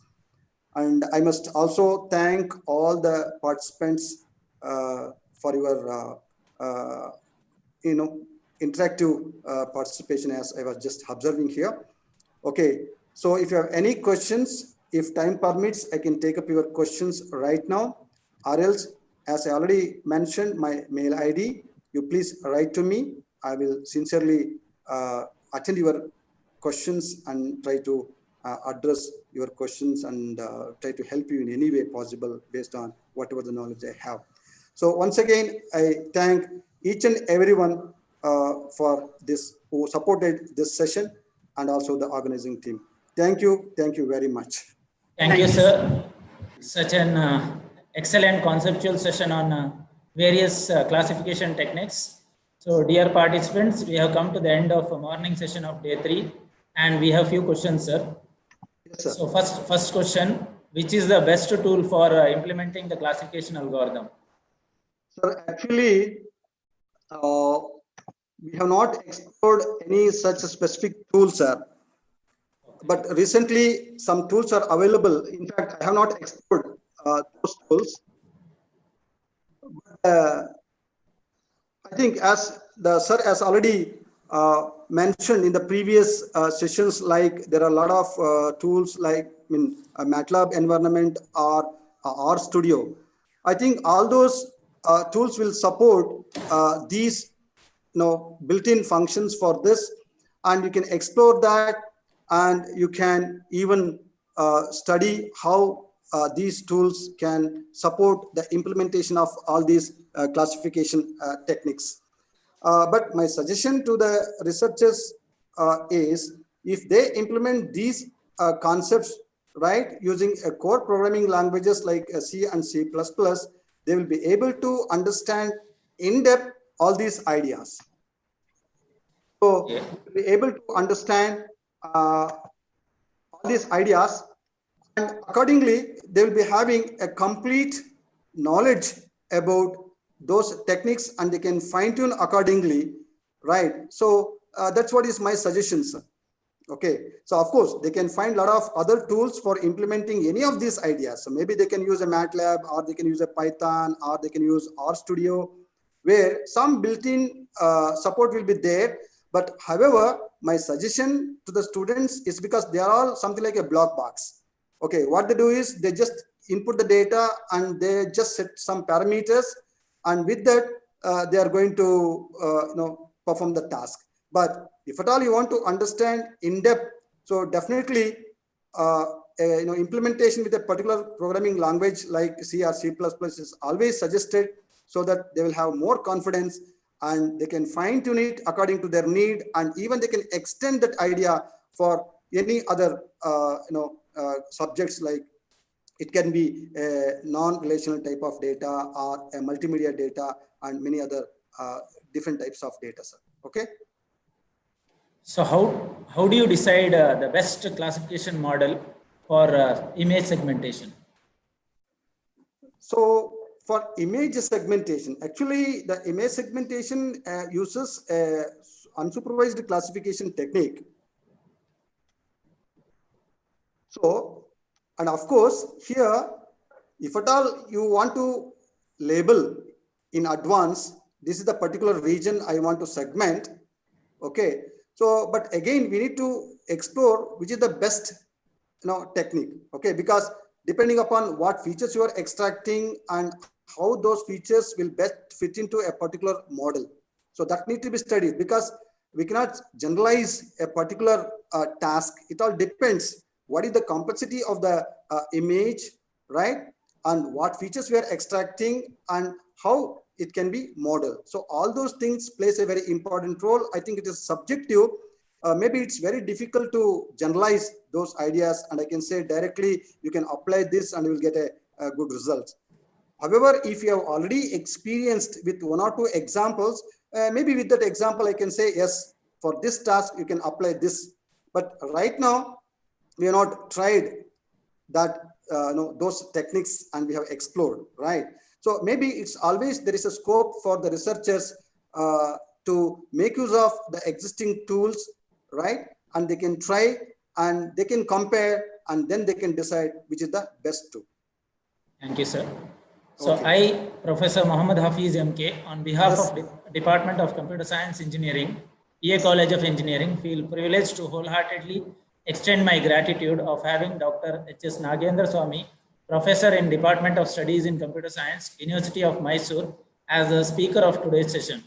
I am sure the participants will definitely try creating and defining a beautiful meaning for their research life from the highly informative session shared by you, sir, and also help them explore the higher dimensions related to the topic.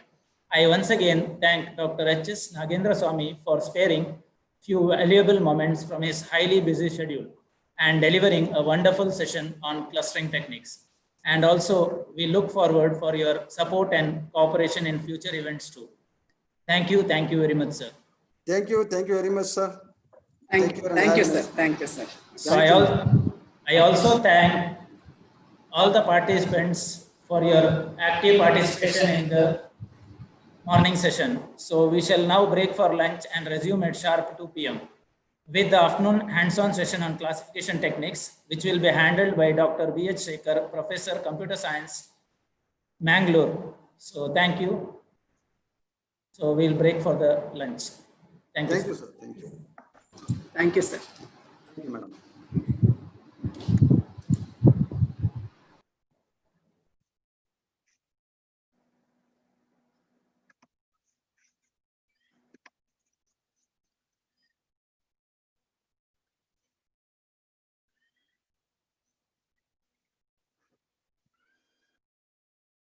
Select and then start reading. Ganesh, Start reading. Ganesh, can you hear me? Hello. Sir, please, sir.